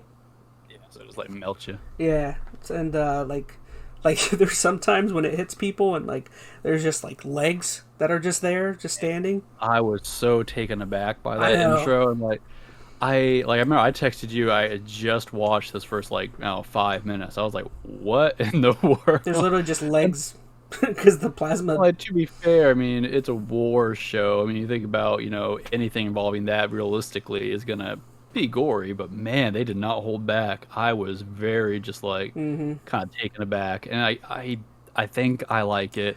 I don't know. I'm really I, kind of just like I, in between. I feel like things like that. I know it. Some people may not like it. I like It it feels like because they're going for shock value, and I don't know if I love that. Like it feels like it fits what they're trying to do, but just the way they came across is like, yep, we're willing to go there. And I'm like, see, I okay. don't feel. I feel like I'm going to disagree. I don't think it was for shock value. I feel like, to a certain extent, things like that, some grotesqueness, some brutality, is necessary to build up the evil or the the villain of a movie or a TV show. Like yeah, you can take it too far, but I feel like for our first episode, it's kind of, or maybe our first season, it's kind of necessary. I mean, you have to have, your covenant has to be scary. They're the big bads. You have to, people have to fear them, right? Yeah, I don't know. I'm kind of in between on if that really added that extra, like I don't know. I'm sorry. I'm so middling on this show. If you haven't kind of got that feeling yet, like if they really needed to go that direction, if they could have done that same thing without having the really shocking kind of gory element of it. And I know it maybe gore's wrong word. It's not like bloody. It's just like you feel pretty much just disintegrate and like they lose their legs. I think we got personally like had her head blown off or something. Yeah. It was pretty messed up. And that's, I mean, there's some shock value there. Maybe they didn't do it for that initially. But I don't know if it was necessary. I'm not saying I didn't like it. Like I said, I think I do like it because it definitely added some tension there. You But liked it. I don't know. Maybe it's because my other feelings on the show are kind of pulling me different directions. That I'm kind of questioning that. But it was certainly a direction to go that quickly. And I definitely felt Starship's Troopery. I'll give them that. Oh, cool. I'm glad you agree because that's what I kind of pulled away from it. I was like, wow, this reminds me of the bugs to an extent. But yeah, there's some good and positives. I mean, I still feel like my one negative is going to be this Quan girl. I feel like the show is going to focus on her so much, and like, it's always been about Chief. Like that's what people want. They want to see Chief, and I feel like she kind of already has. I don't know. I find it hard to believe that like they're gonna have this one character follow Chief around throughout the entire series when like Chief is like constantly being bombarded by plasma. Like, you know what I mean? He's gonna be constantly getting attacked, and it's like, what good is a human with him? You know what I mean?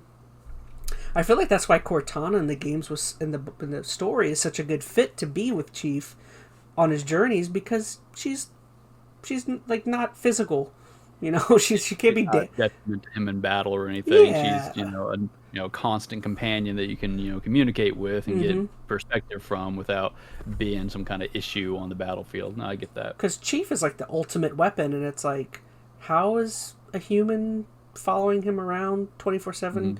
He's going to be constantly protecting her, and I don't know. I feel like that's going to be kind of. We'll have to see that play out. I mean, I don't know if I have an issue with her as a new character yet. Honestly, the new characters are the ones I am taking least issue with because to me they're blank slates. I'm willing to kind of see where they take them. My issue are with the characters that are already established. Oh, yeah, I don't want. I hated what they did with Commander or Captain Keyes. Oh, Yeah. He made him such a.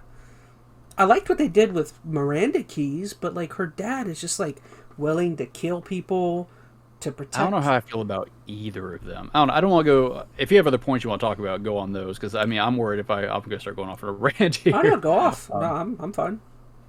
I don't know. Like this, just as my general feeling about this show. I mean, there's definitely a thing I could pick at and critique. Like, okay, the CG I thought was as bad as it was good in parts. Like it was kind of a split. I think it felt cheap.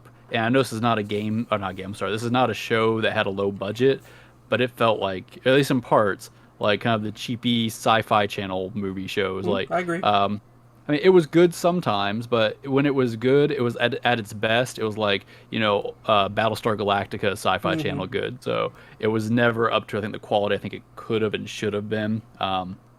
But My biggest issue, why I want to say this. It doesn't feel like Halo to me. I feel like it's a sci-fi show wearing a Halo coat of paint, if that makes sense.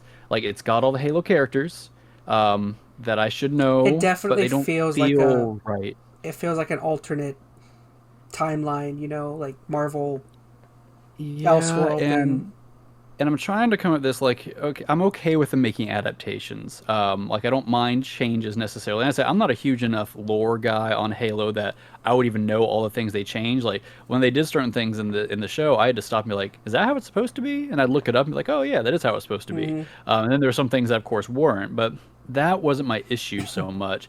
But like Chief didn't feel like Chief to me. Halsey felt off to me. Like they all looked like these characters that I've known in the games, but they I weren't kind to of me, liked if that makes Halsey. sense. I feel like Chief though was Chief's the biggest one to me that I personally yes. have an issue with. I agree. Halsey, I think, was going a weird direction I didn't love. And, like, yeah, both the keys I think were a little weird, but I don't know.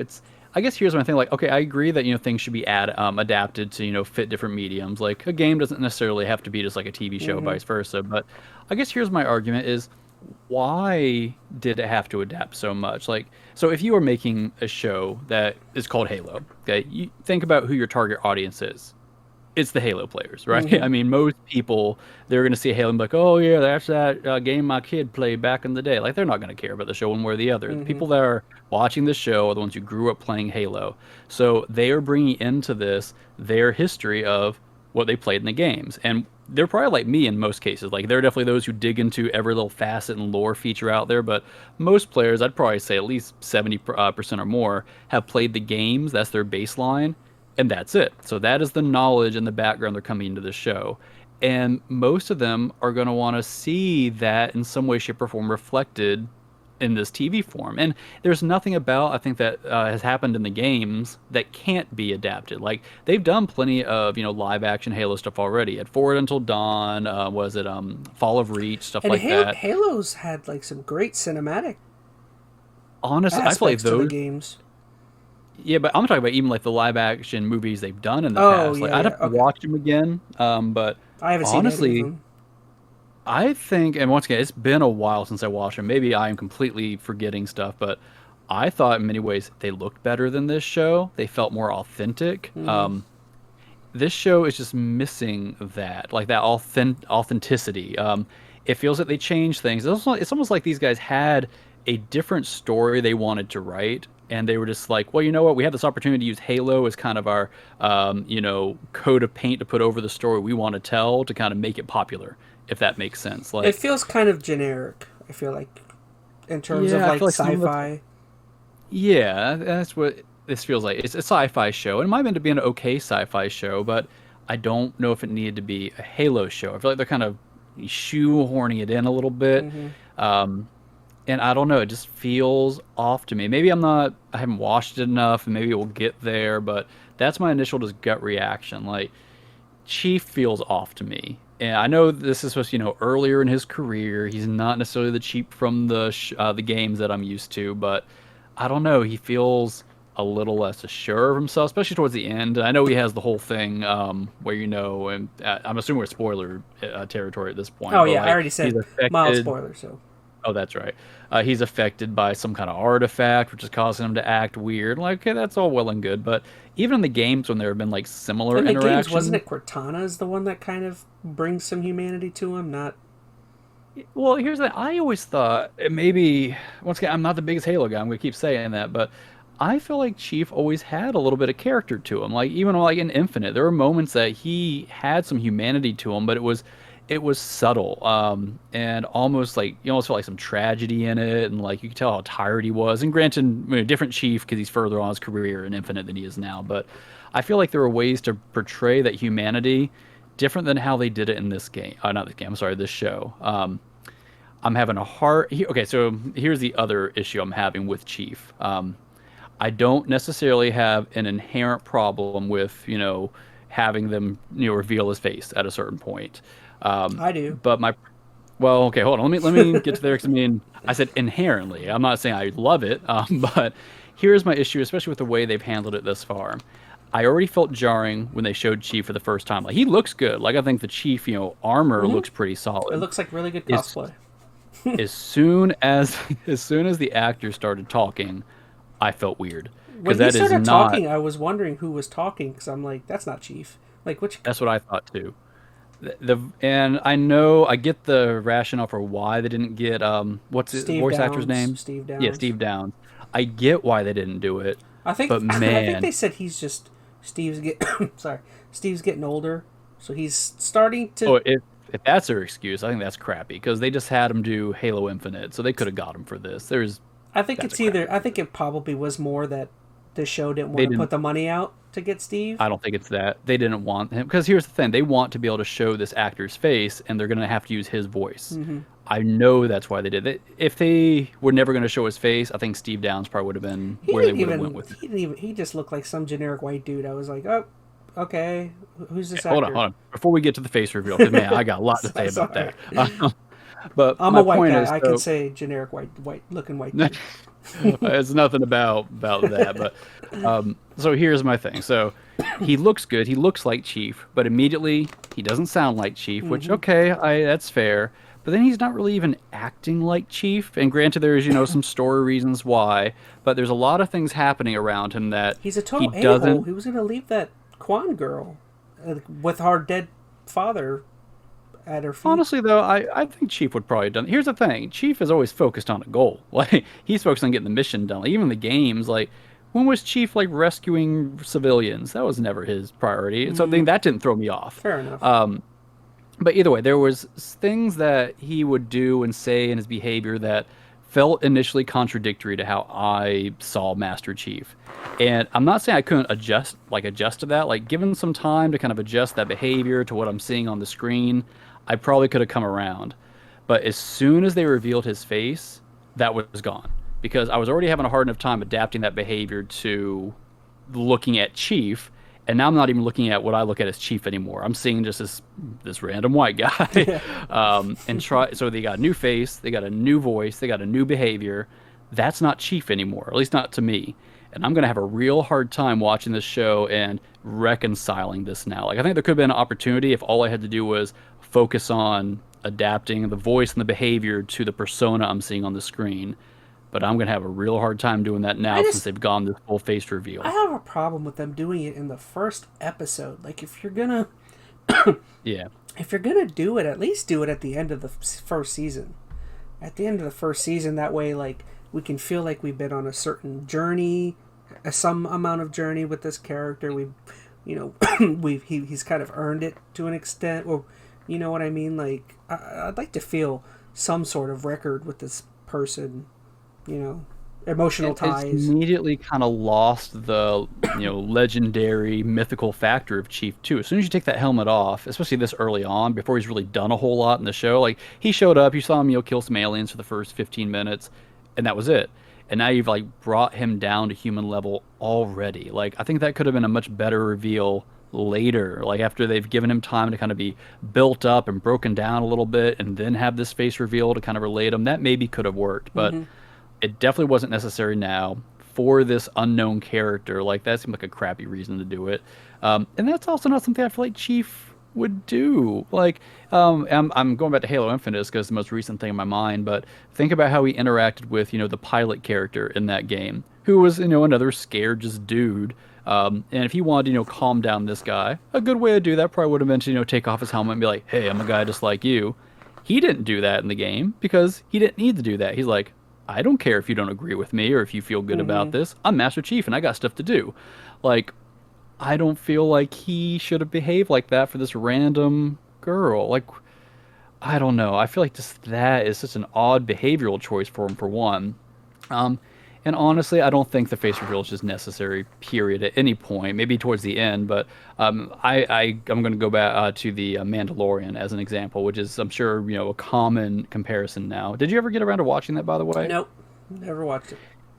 It's a little different because the Mandalorian, when he first came out, was a blank slate, so you didn't have to, associate anything to the character. But I think having him in that helmet the whole time really helped kind of emphasize the behavior of what that character was and his personality without having to tie it to how he looked or any of that. I don't know, and I feel like we lost that opportunity with this iteration of Master Chief. Like as I said, I think I probably could have eventually gotten behind the direction the character was going and some of the things he was doing I kind of if I could have just tied it to the entity of Master Chief. I kind of wish they would have just done what they did with I can't remember which Halo it was. Whichever one, like at the end of the Halos when you beat the game on heroic or whatever, legendary. The end of 4, yeah. There's a scene where like he takes off his helmet, but it's like the backside.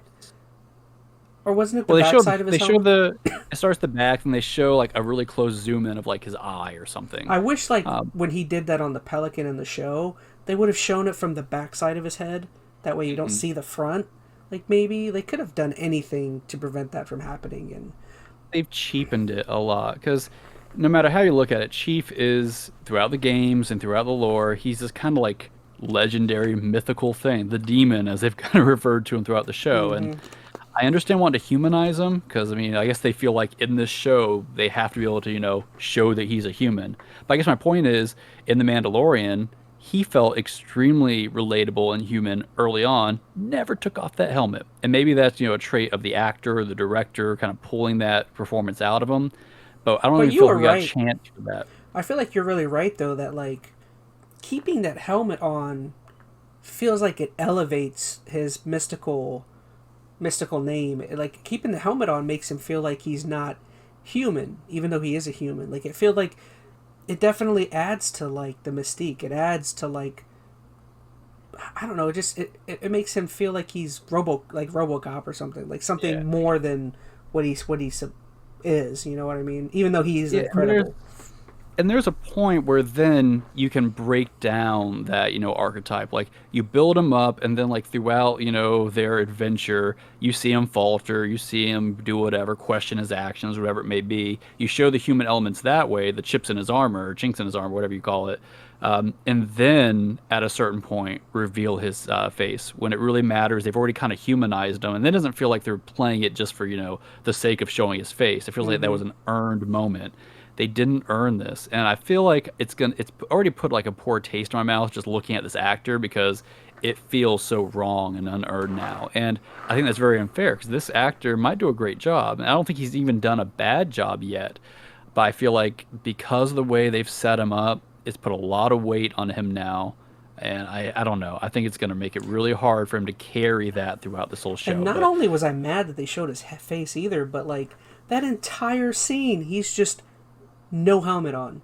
There's like 5 to 10 minutes of a scene where he's helmetless, and I'm like, bro, at least put that freaking helmet back on. Like that entire scene, he's just like no helmet, and I'm like, yeah. So now I'm worried how often they're going to do that, and that's even going to pull more away from the, you know, mystique of Chief. And I'm sure somebody out there is disagreeing with me, like they like the fact they've humanized him that much, but I don't know. I feel like it's gone just the wrong direction. It doesn't feel like I don't feel like this is the Chief that is going to grow up into or grow into the Chief that I know from the games. Just did so much with his character and building his character without him ever taking off the helmet. It's not needed. I know that's what the director's saying, but I think The Mandalorian is proof that that was not necessary. And not every show can be The Mandalorian, which once again you should watch. It's pretty solid. But I think that's just more of them wanting to take an easy way out. It's easier to direct and act when you don't have a helmet on. Like, you can show facial expressions and emotions, but I think it's more powerful when that's all subtly done through the voice acting. And we're going to miss that, I think, a little bit in this, where they're going with it. You know, and you can... I don't... Go ahead, I'm sorry. Oh, no, I was just going to say, like, you know, everyone dislikes the game, but, like, the game did some good things. Like, Halo 4...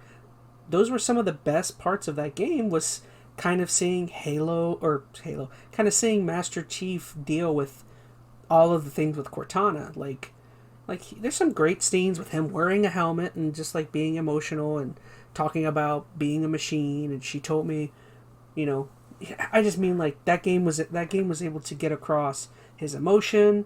It was able to get across what he was going through without him ever taking his freaking helmet off. I feel like they took an easy way out, showing the face too early, and that just kind of shows their hand, I think, with how they're going to approach this whole show. Like, they have their own thing they want to do here, and I don't think it's appease the Halo fans. Like, this does not feel like Halo to me. It's Got a Halo very. coat of paint. Oh, go ahead, sir. No, I'm just reiterating Mhm. everything I've said so It's far. It just feels very wrong. it's very on brand for Paramount Plus, man. If you talk to, like, I pay attention to Red Letter Media, they're huge Star Trek people, and I've watched all of their videos Hard. of them reviewing Picard and Star Trek Discovery, and it's the same way, man. It's them every season or every episode they talk about it. They're constantly complaining about, like, you've taken this thing that we love, but, like, you've taken none of the things.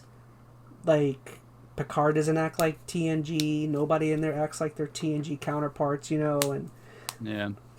it's not even just that, but, like, they don't even carry over themes. They don't carry over, like, what Star Trek was even about. Yeah, I mean, granted, it's real early to say if that's what they're going to end up doing with this show, but I mean, that quote by the director who said they didn't refer to the games at all, or he didn't, reference or play the games, like, he left that out of his, like, research completely. Like, yes, there's a lot of lore in Halo that you can pull from, but Halo is the games. Like, that's what it originated from. Like, leaving that out is leaving out such a core part of what makes Halo Halo. Like, and I'm sorry, throwing in some sound effects and looking through the visor is not enough to make it Halo. That makes it actually feel cheaper to me than when they don't follow through with actual theming and, character arcs and stuff from the actual game. So, and once again, that is their core audience. I don't get why they're going this so adverse direction when you got to think the majority of people watching this show are Halo fans that want to see Halo, like the way they probably know it. I mean, maybe I'm really off here, and I'm sure there's a grouping out there that's like, no, we want to see something different. We're cool with that, but and it can be a little different. I'm not saying it can't be it has to be 100% the same, but it has to feel like Halo. And this to me doesn't feel like Halo. I just can't wait till you punch your TV after saying Cortana not be blue. Oh man, that drives me crazy. It's like, okay, why change it? That's my thing. Like, I still think she has a blue hue, but she isn't. It wasn't much. Yeah.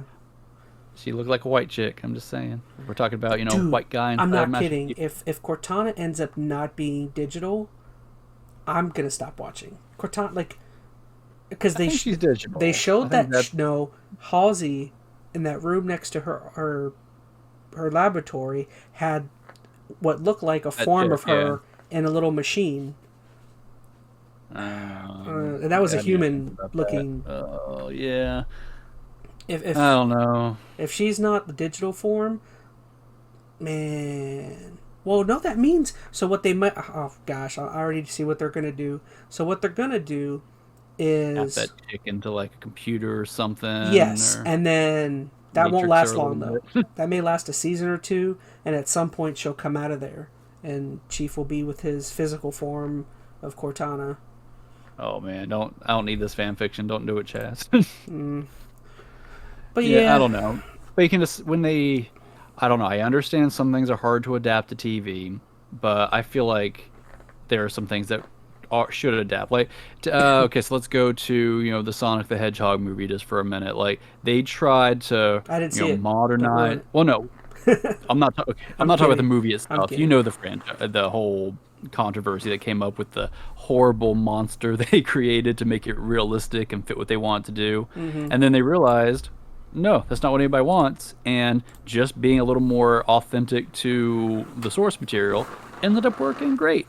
Like, why can't you just make Cortana blue? She'll look more authentic. I don't think it's gonna tee anybody off, and I don't see how it couldn't work just to give her a blue hue if she's gonna actually be computer generated like she should be. You're right. If they go the human route, then oh man, we got a whole another concern. But I don't know. I'm nervous about the direction of this show, and that's fine. I mean, just to be honest, this may just not be the show for me, and I'm okay with that.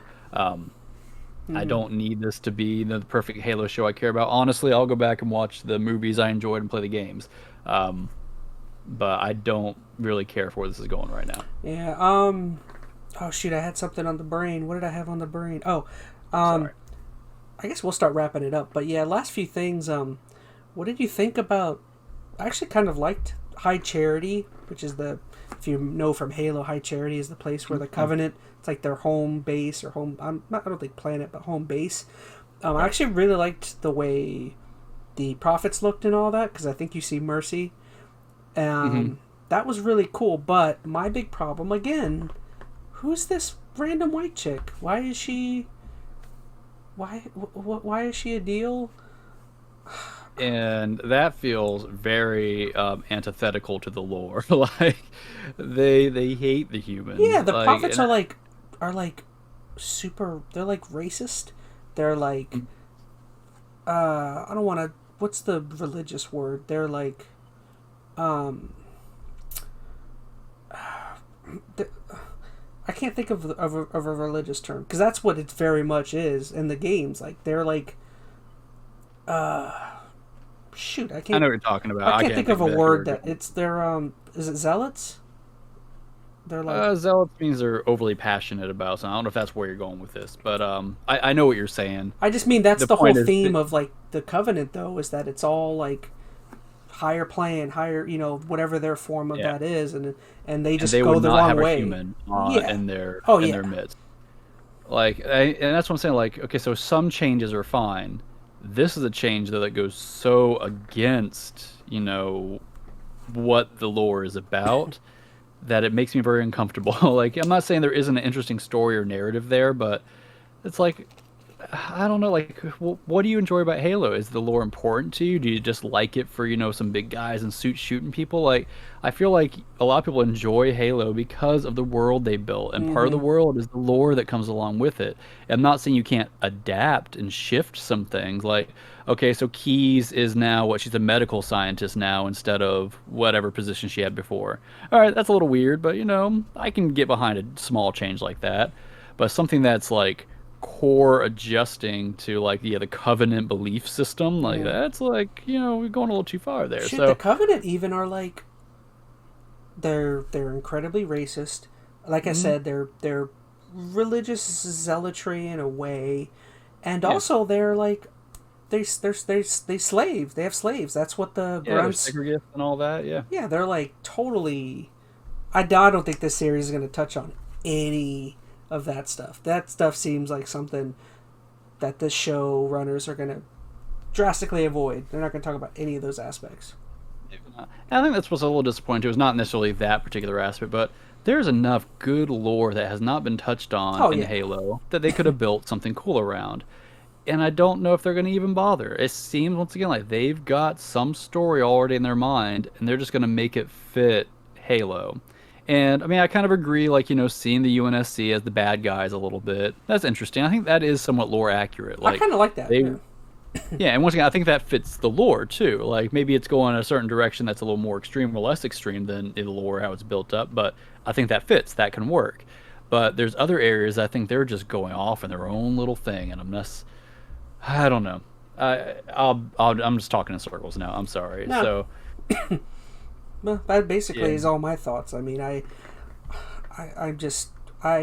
really enjoyed the first episode, and I kind of see where things are going to go. That's it. That's all we're saying. We kind of get what they're going with it, and I'm not.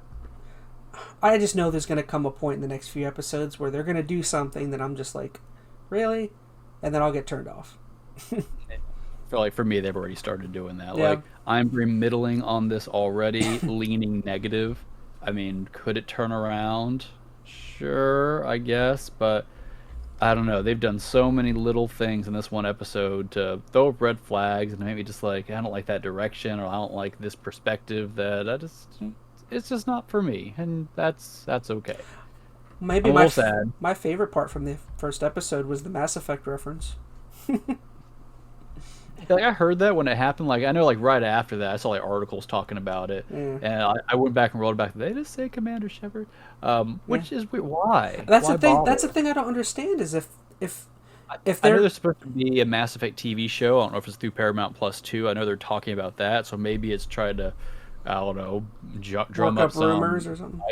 I guess I don't know, but that cameo or Easter egg doesn't do anything for me because it's a completely different franchise. Well, the thing I don't get is like this show I don't think is tailoring itself towards the gamer fan base of Halo. So if gamers aren't attracted to this show, like, why would you have gamer references?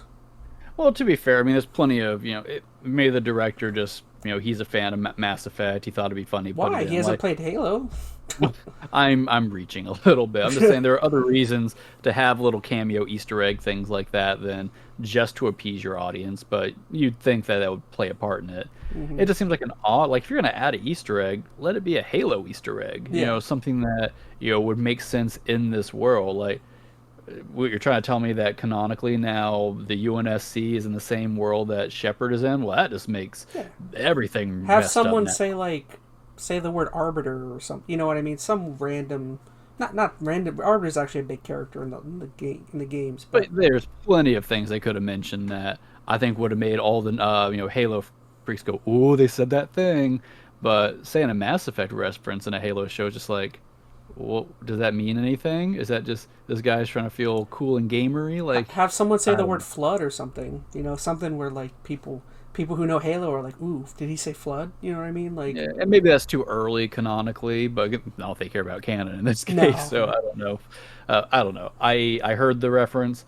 I didn't really care for it, or it felt more jarring to me, honestly. Mm-hmm. Like when I heard that, I stopped. I'm like, why did they say that? They said Commander. If you guys don't know, basically in the background of a scene between Quan and Keyes, where they're, I don't know, I don't even remember what they were doing. They were kind of bartering with getting Quan to say something to the media about the attack that just happened. But basically, in the background, you hear someone say, "Commander Shepard to the Skyllian response sector," which it's clearly a Mass Effect reference. I mean, the Skyllian Verge, if you've played the Mass Effects, was always a location you go to a lot in those games.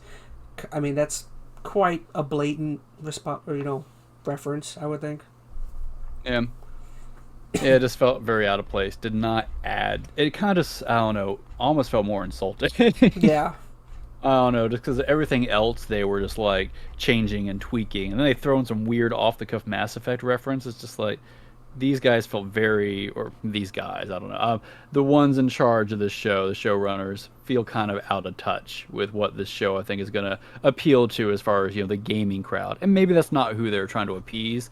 I mean, maybe a lot of gamers aren't running up and signing for Paramount Plus, so they're trying to appease those who are already on this platform, but maybe the Star Trek fans out there, I don't know. Go. I